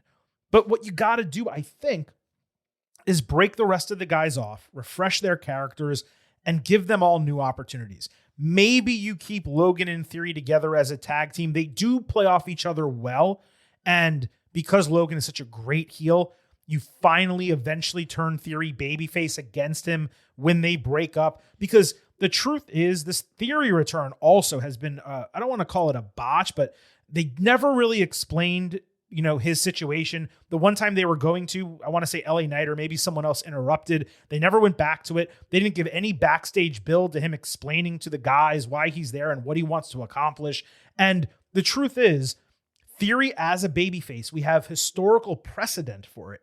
It works, both the himbo character and other versions of it.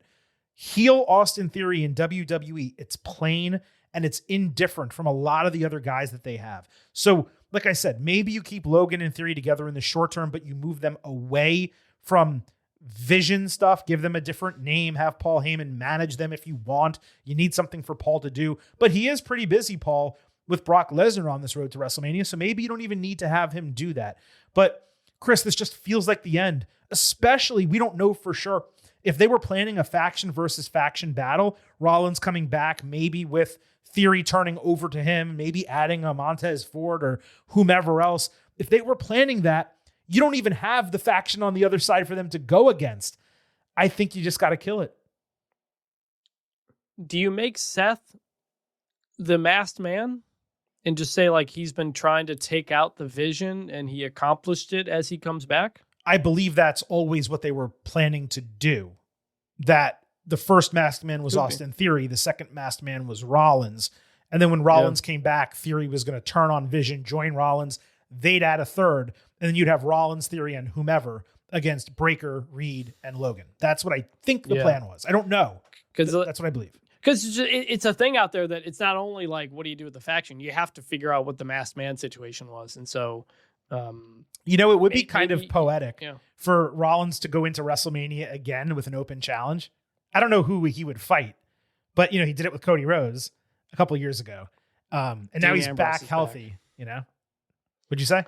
Yeah. No, it could be Dean Ambrose be the person. Oh, could you? I mean, that will never, ever, ever happen, but that would be incredible. No. Yeah, that would be the biggest moment in years. Yeah. Just another Cody type of thing. So just and Logan, like, in credit to Logan, like, he's been there every week for a while now, like putting in the work around the vision and not get a payoff. Like, do you have, after WrestleMania, do you have Logan Paul take a break essentially because he's not needed unless you have something? I don't know. It puts him in a tough spot for sure. Is the worst case scenario Seth Rollins, Logan Paul at WrestleMania? Worst case? No, that almost seems like one of the only cases. Yeah. Unless like Braun Breaker. I don't even know. I suppose that's true. I don't know what else you could do unless you just save Seth for after. Like, if you're going to have Seth at Mania, it's all that's left. Save him for the Raw after WrestleMania, have a huge moment, him returning, and then or like go from there. What, like, do you do Seth Brock again? And oh God, because you can't. Because Seth comes back, he wants revenge on Heyman for turning on him. Although Heyman, I guess, wasn't really into it at the moment that it happened, so that doesn't work either. Yeah, I don't know. Yeah, it's real tough situation. Ilya Dragunov was insanely hyped backstage, completely gassing up Carmelo Hayes to the point he said all his catchphrases for him, grabbed him by the back of his neck, yelled firmly that he will qualify for Chamber, win the match, and challenge for the title at WrestleMania. Dragunov immediately apologized for going beyond his skis. Hayes told him he doesn't need to be gassed up, and Dragunov should use all of his energy to focus on his own match. Ilya agreed, then he shared the respect and said, even if Melo nets all those wins, he's not going to be walking into Mania as United States champion. What a fun segment. It's cool that two completely disparate guys have developed this type of on-screen chemistry through competition, especially considering their NXT background. This fleshed out Dragunov's character a little bit. That's been necessary. Easy good. Good. I kind of worried about Dragunov post losing the U.S. title, but these two guys have had some fun together, and so, I'm into it. R-Truth backstage told Aldis that the box contained an Elimination Chamber award, which, despite the comedy aspect, just did not make any sense. Aldis decided to send it back to Raw. Damian Priest then came through and got broken again by Truth, who was angry Aldis didn't give him an opportunity, saying he liked him better when he was bald. It's crazy how the crowd gets so hot for Truth. They did this in the cold open of SmackDown also. They saw Truth on screen, cheered wildly. Then Priest walked into the picture, and they just cooled off immediately. I like their pairing. I believe, I said this last week, they should work as a team, rehab Priest while doing something, anything to change his character. He should really go back to what he was doing as North American champion in NXT. This segment really isn't gradable, but I got to tell you, it was so boring and unfunny compared to last week that I'm going bad. Well, is it ungradable or is it gradable? It was so bad that I decided to grade it. Okay. In my opinion. I agree, but I also agree that putting these guys together as a tag team would be fun. Like, it doesn't have to be a bad thing. What else you got going on in the tag team division? Nothing. Damian Priest, even back in the Judgment Day, he was always at his best with somebody else to play off of. Whether it was other people in the Judgment Day, especially when it was R-Truth, like, that's some of the most fun stuff we remember. Just go lean into it. Damian Priest doesn't have to be a big singles star. He can do other things, and him and Truth are fun. Him as a straight man to Truth is like, it's good. Yeah. Go lean into it. And they may be leaning into it by doing this again this week. So, well, it's been 3-4 weeks in a row that they've been on screen together. Like, I know they're friends no matter what, but partnering them in some way, it's so clearly the way to go with Priest. I mean, yeah, and it might be getting closer. So we had Hayes, Priest, and Trick Williams in an Elimination Chamber qualifier. These entrances were the greatest proof I can give you, as our listeners, that WWE does not sweeten crowd reactions. I mean, we all know that stopped a couple years ago, but the volume level each of these guys received live while I was there in the arena was identical to what it was on TV. Melo a 7 out of 10, Trick a 9 out of 10, and Priest like a 4 out of 10. Hayes chopped the shit out of Williams only to get pounced onto the announce table by Priest. Melo did like a 270 flip sell for a trick kick. Priest took Williams off the ropes for a razor's edge, only to eat nothing but net for a broken fall. Melo then landed first 48 on Trick, only to get caught flying by Damian, who put Hayes up in a razor's edge, except Williams caught him with Trick shot. Melo flew outside the ring, and Trick covered for the 1-2-3. Slight protection for Priest, not having his hands free. Huge protection for Hayes. Exactly the way this needed to go, and a quite inventive finish. 2 gold stars for whoever came up with that. I'd have loved Melo in the chamber, but he has the United States title. And Trick is way too over to be denied right now. This was the match of the night. Melo did an incredible job, not just selling for the big men, but ensuring they came across faster than they otherwise would. There was also an NXT chant live in the arena for Melo and Trick during the commercial break. I loved that. The goal was Priest not getting into the match and the neophytes looking great in the process. Mission accomplished, 3 for 3, 3.75 stars B+, and a definite good. Definite good for all things around. Like you said, I didn't want double champion stuff, and in the men's chamber, we will have no active champions. Works. Bonus points rewatching on TV for Joe Tessitore correctly enunciating lemon pepper steppers. That has gotten over like Rover, by the way, and he got it right. So for giving out gold stars, Tess gets one as well. Ilya Dragunov versus Tama Tonga. Oh, we got 2 big meaty men bumping me tonight. Okay, Dragunov may not be big and meaty by definition, but this was a strong, heavy match that gave a glimpse of what Ilya might have been like if he ever wrestled in New Japan. Just a glimpse. They were hitting so hard. Dragunov's knee brace was completely displaced in the latter stages of the match. He kept wrestling. Tama no-sold some chops, which was criticized, but correctly explained it was them just wrestling strong style. He even posted a photo of his chest being all torn up from Dragunov, and it's exactly the way Haku sold chops too. People really are stupid about this stuff. Anyway, he took a sky-high senton before MFT distracted, allowing Tama to hit Cutthroat and get the win. As Solo Sikoa talked shit after the bell, Dragunov attacked him from behind. Despite being at a 1-on-5 disadvantage, Tama Tonga chokeslammed him before Matt Cardona and Apollo Crews saved in succession, each of them easily getting taken out due to the numbers game. The Wyatt Six stopped it all with a Titantron challenge, Uncle Howdy to Solo, saying he uses his family as a crutch and Howdy would make him pay. I would normally be annoyed at Ilya losing, especially to someone in MFT, but this was a 3-distraction finish. He got beat by a guy in the middle of a push, and he showed a ton of gumption attacking Sikoa despite being outnumbered after the match was over. I am concerned that Dragunov does not have an obvious path to WrestleMania. Feels like he might be a Battle Royal winner on the Go Home SmackDown, but hopefully the United States title is represented somehow in a multi-person match, and Dragunov being involved in that would be nice. The Howdy promo was fine. This was a good for me. It was good for me until the Wyatt stuff happened, and I'm just like, I don't care, man. Like, I'm enjoying the Tama Tonga push, and they're doing a lot with him. It's a good win for him, and it's just further making me want to get him out of this Wyatt's MFT stuff, where the tag team champions are still being held. Like, I don't know why it's still going on, but I'll still give it a good. So while I was in the crowd for SmackDown, Tama Tonga's entire family sat in the row directly behind me. Okay. And his, first of all, so cute, so loving, such nice people. Okay. But his kids, obviously he's a heel, and this is very funny to experience in a show. He's a heel. He's wearing face paint in black. He's cheating. And all they're doing is cheering for their father. Right. And it's the cutest thing. I in my head, I'm like, even though MFT were there, I knew the baby faces would probably run out. I was like, they're going to be so disappointed when he loses. This is going to suck. I was so happy Tama Tonga won this match. They ran up and down the aisles. They were so excited. And just being able to experience that and see it, it was just a really sweet moment. So I doubt he's listening. Tama Tonga, your family's beautiful and your kids are super sweet. So that was a really nice moment. That's really cool. Yeah. Really cool. Tama was getting finished packing backstage with Solo expressing his pride in Tama's success, appreciative that he's been by his side since the beginning, never left him, but also ensuring that he was focused on them taking out the Wyatt Six with his U.S. title contention, something that can wait a little bit. When Sikoa left, Shinsuke Nakamura confronted Tama, asking if he's proud of himself being in Solo's shadow. He said Tama has been fighting a war that's not his, and he's been held back from becoming his own man. Tama insisted otherwise, so Shin told him to leave MFT in the forest next time he has a match to see what he's truly capable of achieving. There is perhaps no greater indication that SmackDown booking has improved than Shin and Tama being in a regular, interesting segment between each other that intrigues me enough to wonder what exactly is going to happen next. This was the best of all of their interactions, and yet the others were also solid. Another easy good.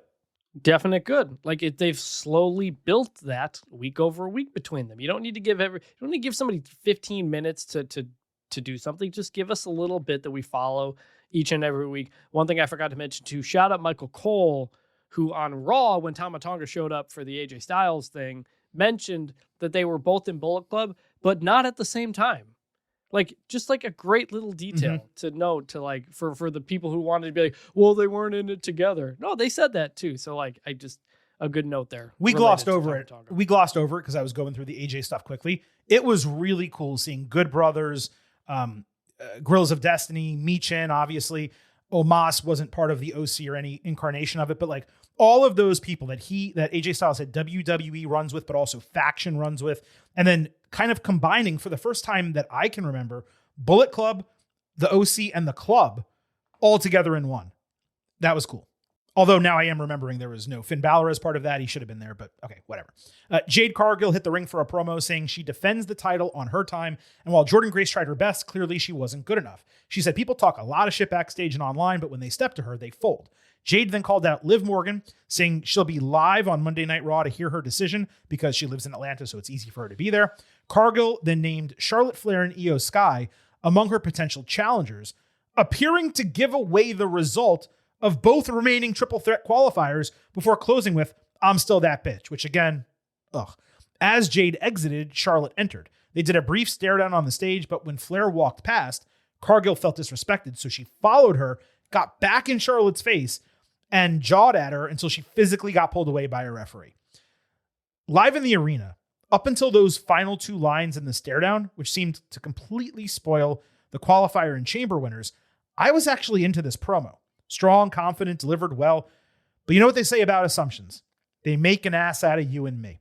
And my assumption was proven wrong almost immediately, as we'll discuss in a second. And that alone flipped this from a bad, because I hate when things get spoiled for no reason, to a good. I don't really have holes to poke other than the catchphrase, which is an eye roll that they don't come up with something new, but it's also something I recognize I may dislike more than the average fan. Yeah, I'm not. I've never been as annoyed with it as you are, but also this is WWE. This is what they do. They're gonna let me explain hit the catchphrase button a bunch of times. Let me briefly explain my annoyance. So my problem was in AEW, it's literally all she said. She would say one line backstage, I'm that bitch, and that was it. So my hope was that when she went over to WWE, she was no longer a one-note personality. Now, I'm criticizing her still using the catchphrase, but she was in the ring by herself cutting an entire promo. So maybe my mind is still warped. I hated when she used it in AEW, and I criticized it every single time. So maybe I feel like I need to keep doing that because she's using the same catchphrase in WWE. So I'm going to go ahead, because you're kind of mentioning that. I'm going to end my criticism of it as long as it's part of a segment where she says a lot more stuff. If she only says that line or says two sentences and that line, then I'll criticize it. Please go on with your opinion of the segment. I think that's fair. I mean, I thought this promo was fine. It was whatever. Just kind of listed some people. I guess I'll grade it a good, but I didn't even know if it was worth grading, but that's fine. Well, let's combine it with this, because later backstage, Cargill got into it with B-Fab and Michin, who was yielding a kendo stick. Michin talked mad shit to Jade, twice made her wince by threatening to swing the stick right at her face. Michin said she'd bruise her ego, hurt her pride, and take the title so she doesn't have to worry about WrestleMania. Cargill actually sold being threatened by them, which is tough to do when neither of them has done anything on the main roster. But I'll tell you what, maybe some of you are going to call me crazy. I was really into this segment. Michin showed more personality and bravado than maybe ever. We know she can work in the ring. It's impossible to buy her or B-Fab as like a legitimate contender for the main title. They're not even legitimate contenders for the United States Championship. But as a segment, this was good. And at least they're wrapping up the old storyline and getting Jade another match. Yeah, it was fine. Like, I'm ready to move past this. When they showed up, I was like, oh God, I forgot about this and how often it was going nowhere. So like, but at the same time, Jade hasn't done very much other than the really good match with Jordynne Grace. So we're just kind of waiting to get past Elimination Chamber to get the number one contenders. So it's fine. Yeah, like if she fights Michin this Friday or next Friday, I'm okay with it. Ideally this Friday. Get it out of the way, then move on after Chamber. So we had Flair, Nia Jax, and Kiana James, the business bitch. And by the way, that's a Kelly Kapoor reference from The Office. Just to be super clear, my usage of that term, I would never call a woman that, but it's a reference. Elimination Chamber qualifier. This came after the Jade promo. Irresistible Forces backstage. I'll also give you another aside. I love that name so much. I'm glad it's being used. Classic old school tag team name. but they said that they would erase any doubt about them running the women's division at Mania. Flair hit perhaps her best moonsault in years. She landed on both women, didn't, halt her own fall. Jax did well, taking a hurricanrana, only to deliver a Samoan drop to Flair that luckily did not result in a shoulder injury, came close. James then somehow lifted up Jax like she was Kairi Sane for a Samoan drop of her own. Crazy impressive. Flair caught her on the ropes for an avalanche Spanish fly. The referee got chanted at for pulling his hand. James didn't really kick out until 3.2. Might have gotten the wind knocked out of her or something like that. Charlotte got Kiana in a figure eight broken by a Nia leg drop. Jax then landed Annihilator on James for a broken fall. Flair prevented another finisher by pulling Nia off the ropes for a powerbomb right onto her tailbone. But as she locked in the figure eight, Kiana slid into the ring, grabbed Charlotte's arms for a clunky but effective crucifix pinning combination to get the upset victory. Similar to the finish the first time Ripley beat Flair in the triple threat with Sasha Banks back in 2019. Not as good, same idea. This match, totally over-delivered. Kiana's arrow continues to point up after some impressive performances the last couple of weeks, I believe starting at the Royal Rumble.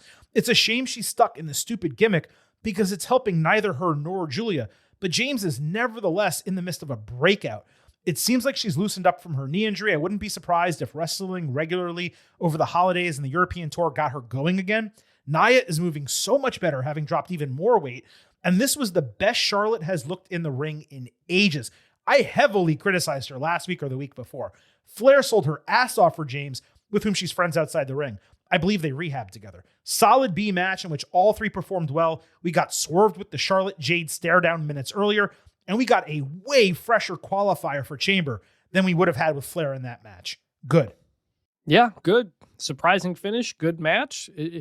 It was good to get some more fresh faces into these Chamber matches, which they really seem to do with the last couple of spots, men and women. And Kiana James, she's been impressive in the bits of pieces we've had of her. She's a perfectly fine promo. She got the early spot in the Rumble as well. So there's been a bit of a push here to not just be the person next to Julia, and I'm into it. Speaking of, we had Rhea Ripley against Julia.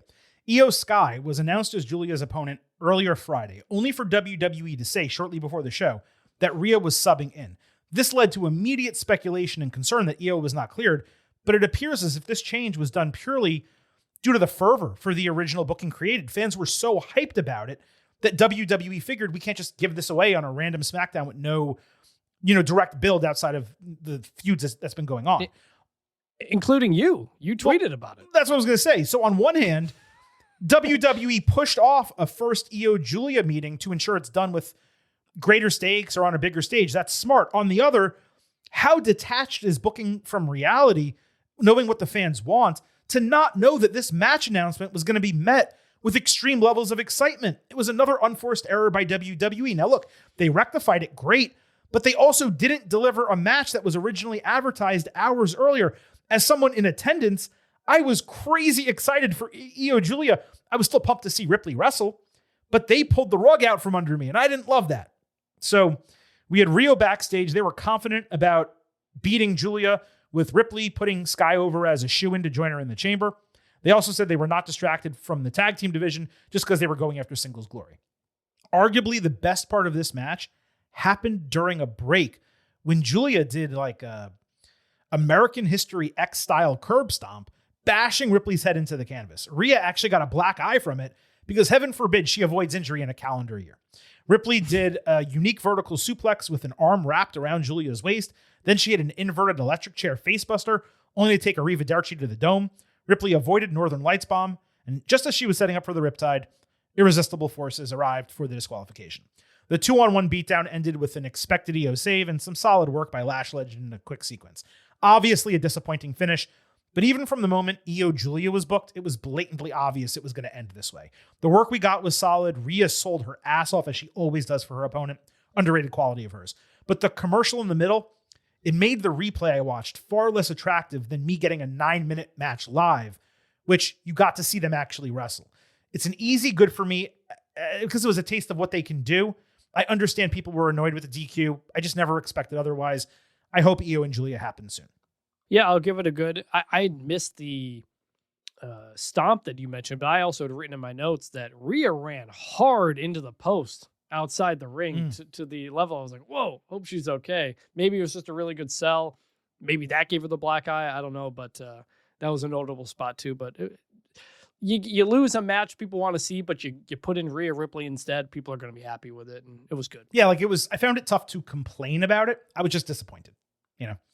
Charlotte backstage acted like her loss impacted Alexa Bliss emotionally, while Lexi obviously didn't care because Flair was being self-centered. Again, just a really cute couple moments between them. Kiana came through calling them codependent, so Lexi snapped back that she was supposed to be making Julia a triple champion, yet she was the one in the chamber match. Bliss laughed at the assertion that James and Julia were the best tag team on the roster, so Julia screamed and snapped at her only to get pulled away. I presume this is going to be a go-home tag team match, which is fine. It was nice that Julia got a second segment. They got to have her do more than just scream like that. I mean, it's Tasmanian Devil-esque, and her presence is legit, and she's threatening. She should be there getting in Bliss's face, looking her up and down. I'm going to destroy you. I'm going to make you into nothing. Like, that's what she needs to be doing, not just screaming. Shove her into the locker, I'm still going to give it a light good because I did think the Charlotte and Lexi thing was cute, and I'm glad that Kiana and Julia did get a second segment on the show. Yeah, the screaming thing was weird to me too. And it was like a long scream too. Yeah, it was. So, but I'll still give it a light good, I guess. I want to spend one more minute on this before we move on, because it seems to be the case with WWE these days. Everything is a bitch fest. The latest is that WWE has ruined Julia because she's not getting loud pops and crowd responses. Rather than go off on a whole rant, let me just remind you. It took years for Io to get responses, cheers or boos, when she was a heel. Years. The best women's performer on the planet. Part of a major faction when she debuted on the main roster too. It took years for Rhea Ripley to get responses. Remember when they made her world champion too soon and it was crickets? Remember when she teamed with Nikki ASH, who got bigger pops than she did? The most over women's wrestler since the man Becky Lynch. It took her years to get over. Julia has been officially called up for 9 months. She's already a two-time United States champion who has been used weekly over the last couple of months. Yes, her initial booking was terrible. Yes, her partnership with Kiana remains really odd. But again, it's been 9 months. And she was part of a SmackDown women's division that had zero forward momentum in the singles part of it. For anyone, including their world champions, Tiffany Stratton did nothing. Jade Cargill did nothing. So spare me the hand-wringing over the loudness of pops for Julia as a rookie. She'll be fine in time because she's too talented not to be. Not everyone is going to pop off like Obafemi, Trick Williams, and Javon Evans, especially when they don't even speak the language right out of the gate. Calm down about Julia. She's going to be totally fine, and the arrow is pointing up. Well, I mean, that's what I was going to... All those people you mentioned, it changed once they got a character and a story that people could sink their teeth into. That's what it takes. And Julia will have to eventually find one of those. I do wonder if the language barrier impacts that at all. But, Asuka's had a very long run at the top of the card, so it's not impossible. And Io's like the second most over woman in the company right now. Yeah. So you can make it work. It just, you got to find the right thing, and they clearly have not found that yet. Don't forget, Ripley had to join Judgment Day. Still wasn't really that over. Then she started working with Dominic. Dominic Mysterio is what got Rhea Ripley over to the level she is now. I'm not saying he's responsible for it. I'm saying their pairing and the booking of them together in Judgment Day. That's what it took. Not Ripley being gorgeous or being an incredible wrestler or being a hoss who kicks the shit out of people or looking unique, with her goth style and stuff. It took a pairing with Dominic Mysterio in a faction that wasn't even what it was supposed to be when it was originally formed. So you never know how people are going to get over, okay? Julia's going to be fine. That's what I'm trying to say. So Io, Kairi Sane, and Raquel Rodriguez were the other Elimination Chamber qualifier for the women. Big Mommy Cool was confident that she would win during a Judgment Day Clubhouse segment earlier on the show. Rodriguez landed a double fall-away slam, so Sky answered with a double springboard moonsault ringside. Io did her signature combination after the break, only to get straight pounced halfway across the ring by Raquel while trying Bullet Train attack. Io and Kairi combined for a tope suicida and standing insane elbow on Rodriguez ringside before Sky shotgun dropkicked Raquel into the timekeeper's area. Kairi took advantage with Cutlass and a backslide for a 2.95 falls finish. Io then landed over the moonsault, but Raquel broke up a delayed cover. Sky caught Rodriguez with a beautiful swan dive tornado DDT from the top rope, only to get shoved off the top rope by Sane. But due to the delay, Rodriguez got boots up for insane elbow and hit Tahana Bomb to advance into Elimination Chamber.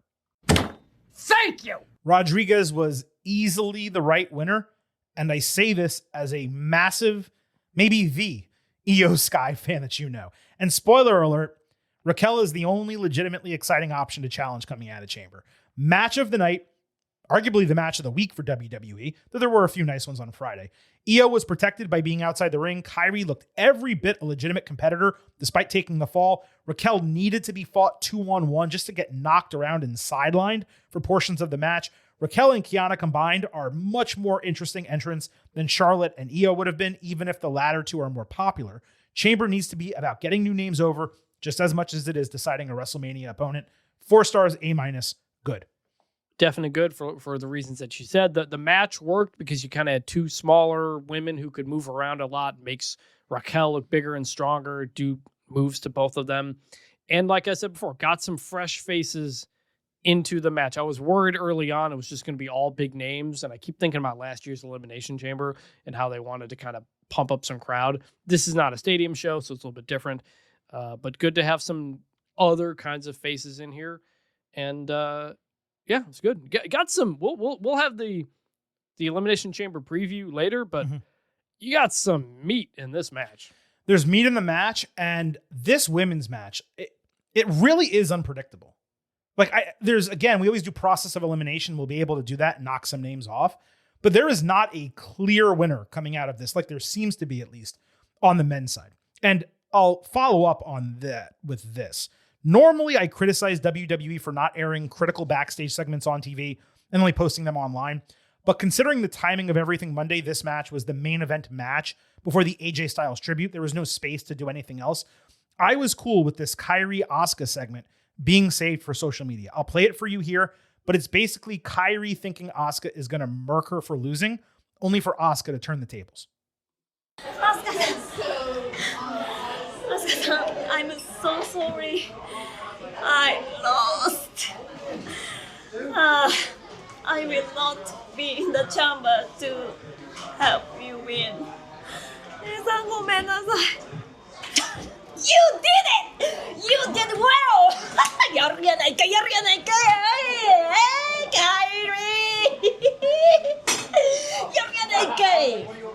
I didn't care if you win tonight.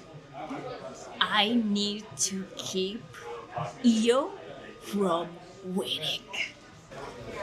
Good job, Kairi. So the gimmick is Kairi looking incredibly shocked that Asuka praised her, patted her on the back, and is so happy that she didn't win a match when she thought that's what she wanted her to do. I just thought it was a really cool segment. Wanted to make sure you guys heard it in case you missed it. Tiffany Stratton fought Alba Fire on SmackDown. Chelsea Green came out in a wheelchair with her boot raised like Kevin Nash, and she hung out on the ramp all match. Chelsea was more over than both women competing, with 2 separate chants for her while they wrestled. Stratton hit her handspring back elbow.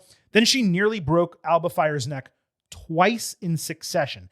First with a superplex that looked like a brainbuster, and then a Falcon Arrow where Alba landed on Tiffy's knee instead of the canvas.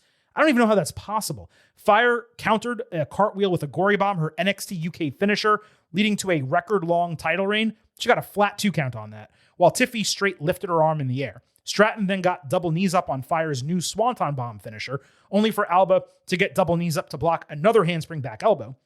Tiffy ultimately landed rolling senton and prettiest moonsault ever to get the win. Besides Chelsea being crazy over and WWE doing a good job finding a way to keep her involved while unable to compete, 2 main takeaways from this match. First, Stratton was rough as hell. Ring rust, perhaps, but the progress she was making completely stalled last year. Her character is awful. And now, in ring, against an incredibly talented veteran, she looked ill-prepared to compete. Second, I am convinced Fire could have a successful WWE career if they even tried with her. She may not be the most charismatic. She can go in the ring, and when given time, the crowd actually cared about her wrestling in the latter stages of this match. This went 10 minutes, the length of Alba Fire's last 4 SmackDown singles matches combined. Not shitting you.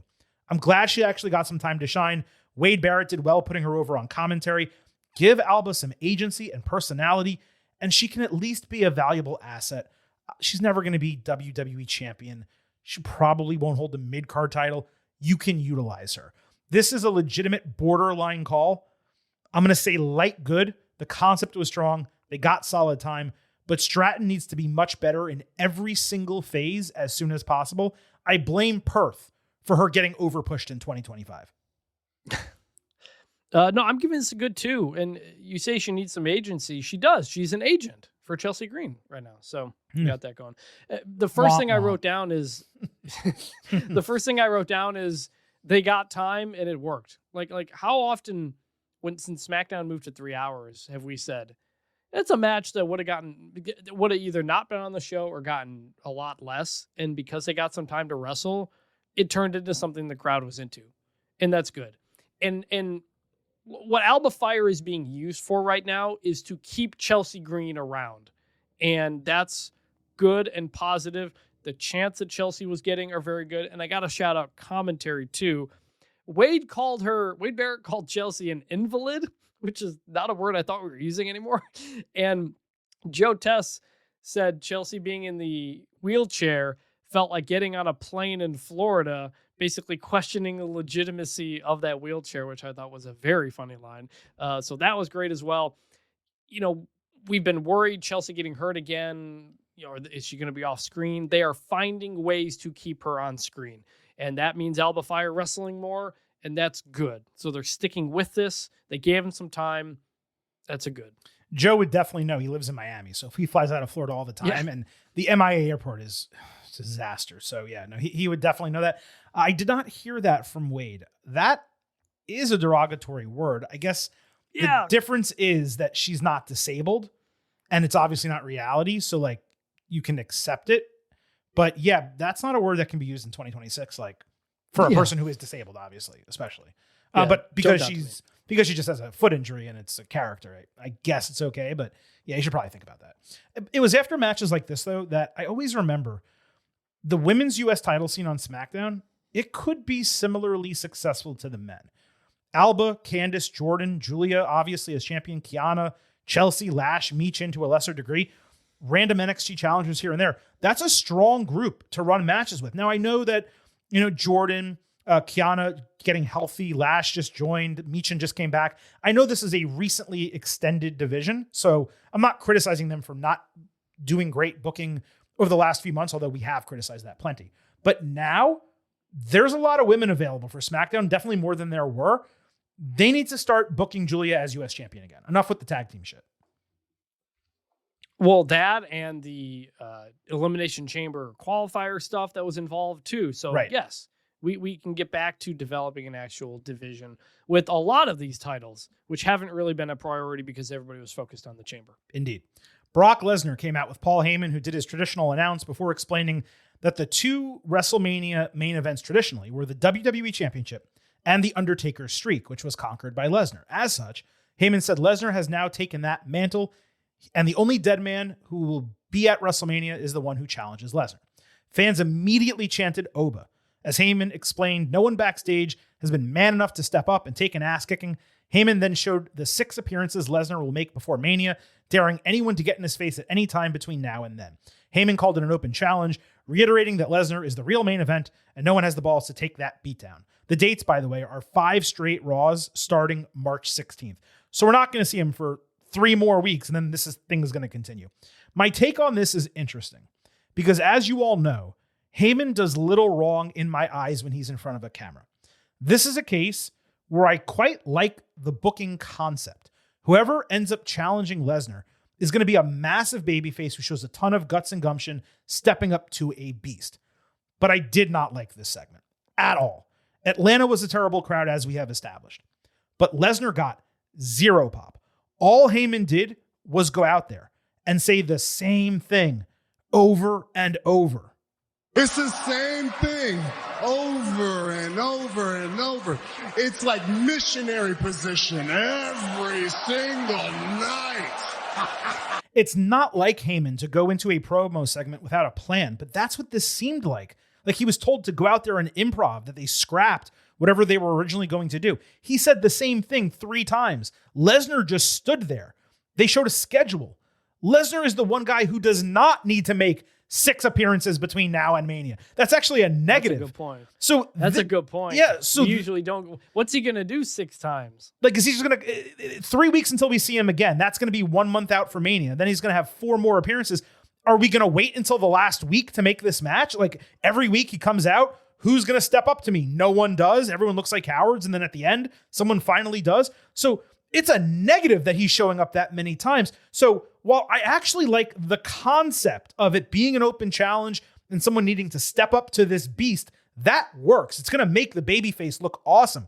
This segment was an unquestionable ugly. 0.0. 0.0, Mr. Blutarski. Come on, Oos. It's a joke, right? It's a joke, Oos.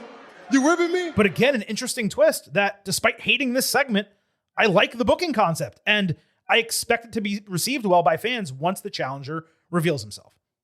I mean, I'm not going to give it ugly because to me it was just nothing. Like, there wasn't anything I was really like. It felt to me like they have no clue what they're doing with Brock, and that might be because of injuries. That might be because of other things change.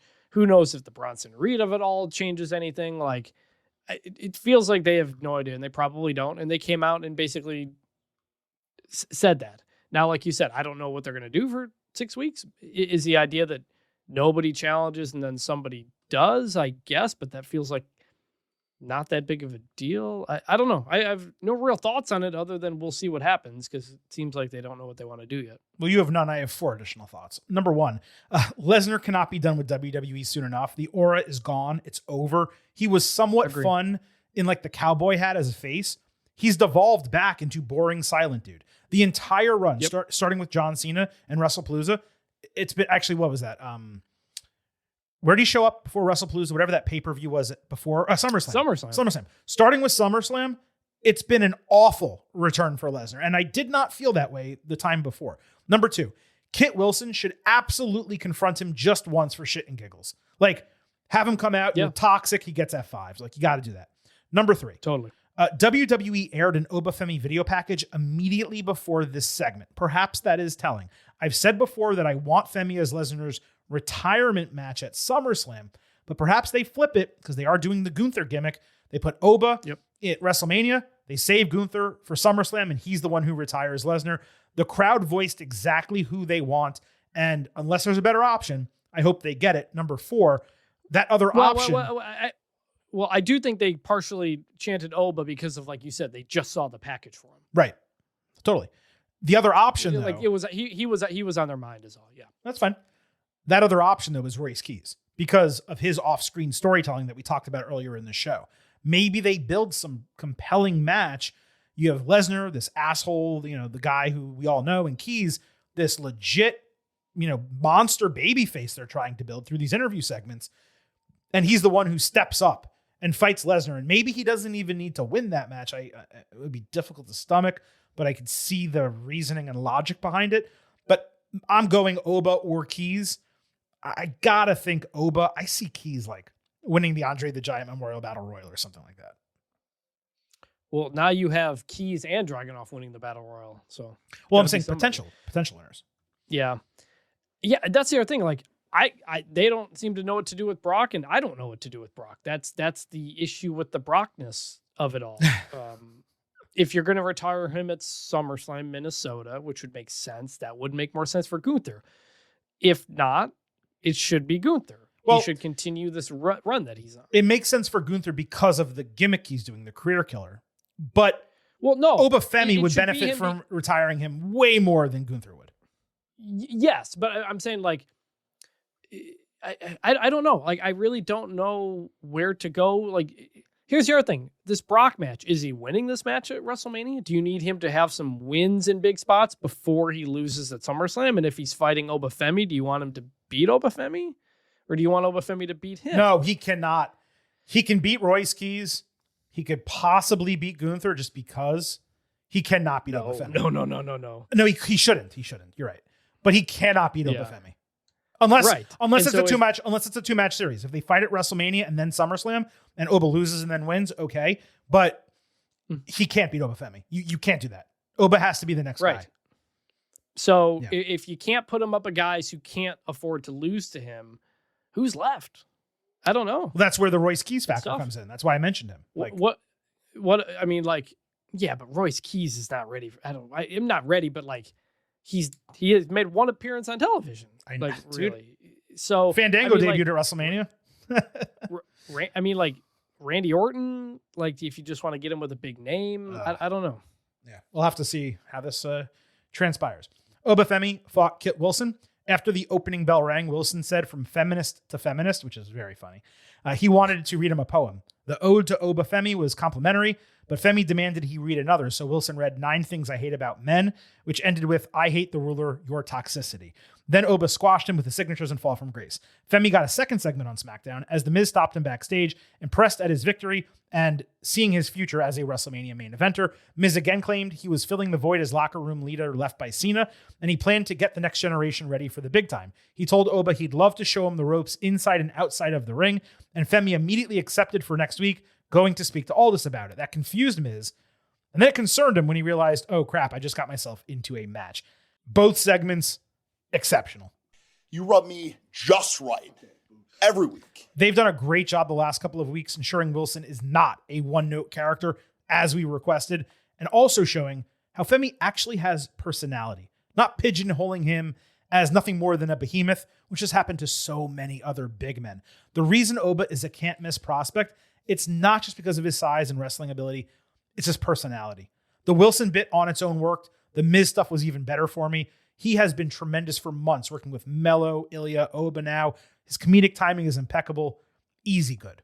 Yeah, definite good on both fronts. And for people who don't know, Obafemi leaned into the joke of calling his fans the feminists.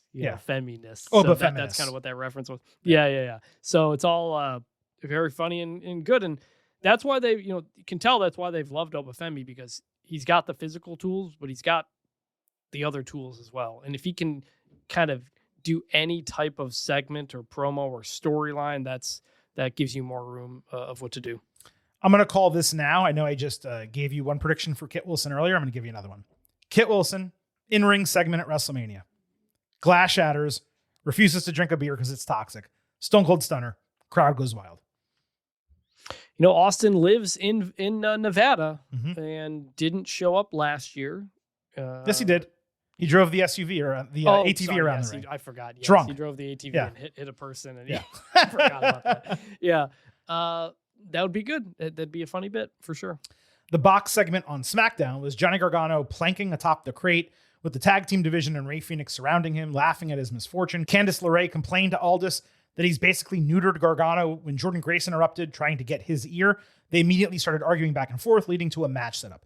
I enjoyed both halves of this, but particularly Candice getting a full speaking segment, showing a ton of personality and moving into what I hope is a real match with Jordan. LeRae is the perfect person to work 10 minutes with Grace, show off her talent, make her look strong. Candice is an incredible wrestler.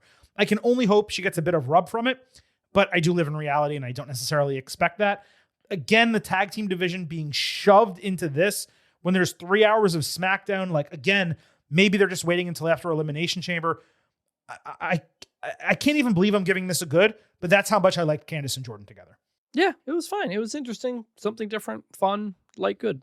Over on Raw, there was another box-related segment that thankfully devolved into an Oba-Rusev stare-down. Pierce convinced them to hold off fighting out of respect to Styles because he was going to be honored in like next segment on the show. No grade here. I just like the stare-down. Javon Evans fought Kofi Kingston. Javon backstage dapped up Offset, asking for a remix to his entrance theme. New Day then came through with Xavier Woods, angry that Offset was putting over Evans when he should have been messing with New Day. That devolved into a match. I think some fans thought he was Travis Scott at first and were hesitant to cheer him. They look completely different. That's all I could surmise, though. Offset accompanied Javon to the ring. Evans hit a great Psycho knee into the break and his springing cyclone kick coming out of it. Javon landed a sky-high moonsault that was so ridiculously impressive, immediately selling a knee on the fall. He nevertheless hit Red Dot with his knee before getting tagged by Grayson Waller ringside. Offset responded by throwing Waller over the announce table. That distracted Kingston, who got spun around by Javon before eating an OG cutter.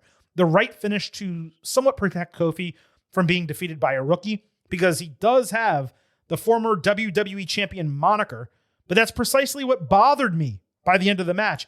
Evans just beat a former world champion. Cole treated it like he beat any other wrestler in the world. Didn't acknowledge it, didn't act like it was a big deal, nothing. I believe the same thing happened when Evans beat Miz, and I believe Cole was on the call for that as well. Super frustrating. Like good, because it was a fun segment involving a celebrity. Offset did well. Kofi and Javon both did well. This was not the match between them I wanted to see, though. And again, not selling it as this guy beating a world champion. What a miss. Yeah, I mean, like, hype up these guys win. This guy's wins. That's the point of it. But still enjoyed the match. The giant moonsault where he lands on his leg and sells the knee. He got so high that he sold that incredibly well. And I wondered if he got hurt live because of how fast and how high it is and the noise it made when he hit the ground. But then you watch the replay in slow motion and you realize, oh no, he actually landed and kind of rolled that perfectly. So he's fine. So it's a really great talent there to be able to make something look like it hurt, but it didn't. And then the OG cutter was nearly an OG sliced bread. With the area, you almost had Kofi going backwards instead of forward on the cutter, because that's a very difficult move to take as a wrestler. I've heard a lot of wrestlers talk about this with the Cody cutter. When someone's moving toward you, but you have to like back up to sell it and go face first. That's actually really tough. So thankfully everybody's okay, but he almost overshot that one. For sure. And lastly, Maxine Dupree, Natty 2. They immediately fought outside, wound up brawling on the barricade diagonal from a ring post. Natty pushed Maxine off of her with both legs, Dupree's head flying into the post, so she fell straight to the ground and sold being knocked out cold, like straight dead. Natty was shook at first, but then started beating on Maxine's head like an MMA fighter would until the referee pulled her off and stopped the match. I am so mixed on this. Dragging out this super low card feud is agonizing. Neither of them are over separately or together. So making us watch this for 4 to 6 weeks, it is tough to stomach. But the segment was short. Maxine's sell was tremendous. And it did make Natty seem like a total piece of garbage. So I'm on the border here. I'm going to say because Maxine's sell got me to pop, I'll go light good over light bad. But the consequence of them getting time is that Bayley and Lyra Valkyria are in purgatory, completely off the show. This is getting featured. Bayley and Lyra, if they come in soon like bats out of hell, angry they're not getting booked, they work their way into a WrestleMania title match, okay. If not, I have no idea what's going on. I'm going to give this a good because what did I say? I said I wanted a quick, natty beatdown of Maxine and move on, and we got that. Not in the way I necessarily expected, but we did technically get it, and you would think, hopefully, that Maxine will just be off TV for a bit because of how, much of a beatdown and how out she was. Like, if you're going to sell it, and that could open up Natty, I love this new Natty, to do other things for a bit. So, like, is it being dragged out? Like, maybe, but it may be actually more be putting on pause for the time being, which I think would be good. I'm going to give it a good. Also, I didn't catch if you said it in the intro, but new music for Maxine, right? No, so I mentioned this last week when she made her other entrance. This was her original non-Alpha Academy entrance theme. So they went back to that. So it's not Alpha Academy music is the key. Yeah. But the graphic is the same. So it's like... Well, and she's still out in pink and nude or whatever. But was this... Did they play this music last week and they did. Maybe I just missed it? Yeah. Okay. Well, it's similar. It's something. It's similar enough where it's better. It's better than it was. Well, it's better than her using an Alpha Academy theme, but it's a shitty theme because it's, normal Def Rebel crap, Anyway, that wraps up this edition of the Getting Over Wrestling podcast. We covered a lot on this show, and hopefully now you understand that we're over 2 hours and 20 minutes again, why we decided to separate the WWE Elimination Chamber Ultimate Preview, which will be happening this Wednesday in a special episode. We'll hit some additional WWE news items, and we'll cover anything that, we possibly missed from this podcast, but I frankly can't imagine we missed anything. We did some comprehensive coverage of the World WWE, SmackDown, and Raw, all on this edition of the Getting Over Wrestling podcast. We will be back Wednesday with that Elimination Chamber Ultimate Preview, Thursday talking NXT and AEW, and then Saturday with your WWE Elimination Chamber instant analysis. On the way out, please remember here at Getting Over, It's all about Defy. so head over to Apple Podcasts and Spotify. Leave a 5-star rating on Apple. Take a little extra time. Leave a 5-star written review. If you do, we will read it live right here on the show.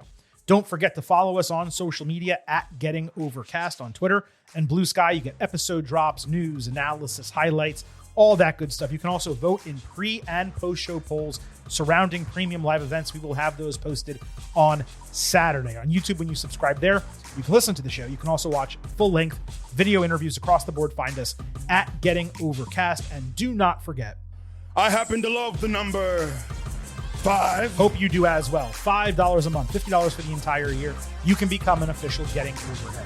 Just visit buymeacoffee.com/gettingover. Sign up. You'll get bonus audio, the fastest 5 minutes in professional wrestling, instant reactions to every major show, and exclusive news analysis posts every week. Support us as we continue delivering performance-enhancing audio into your ear holes. On behalf of Vintage Chris Vanini, this is the Silver King, Adam Silverstein, signing off and leaving you with just 3 final words. Bye for now.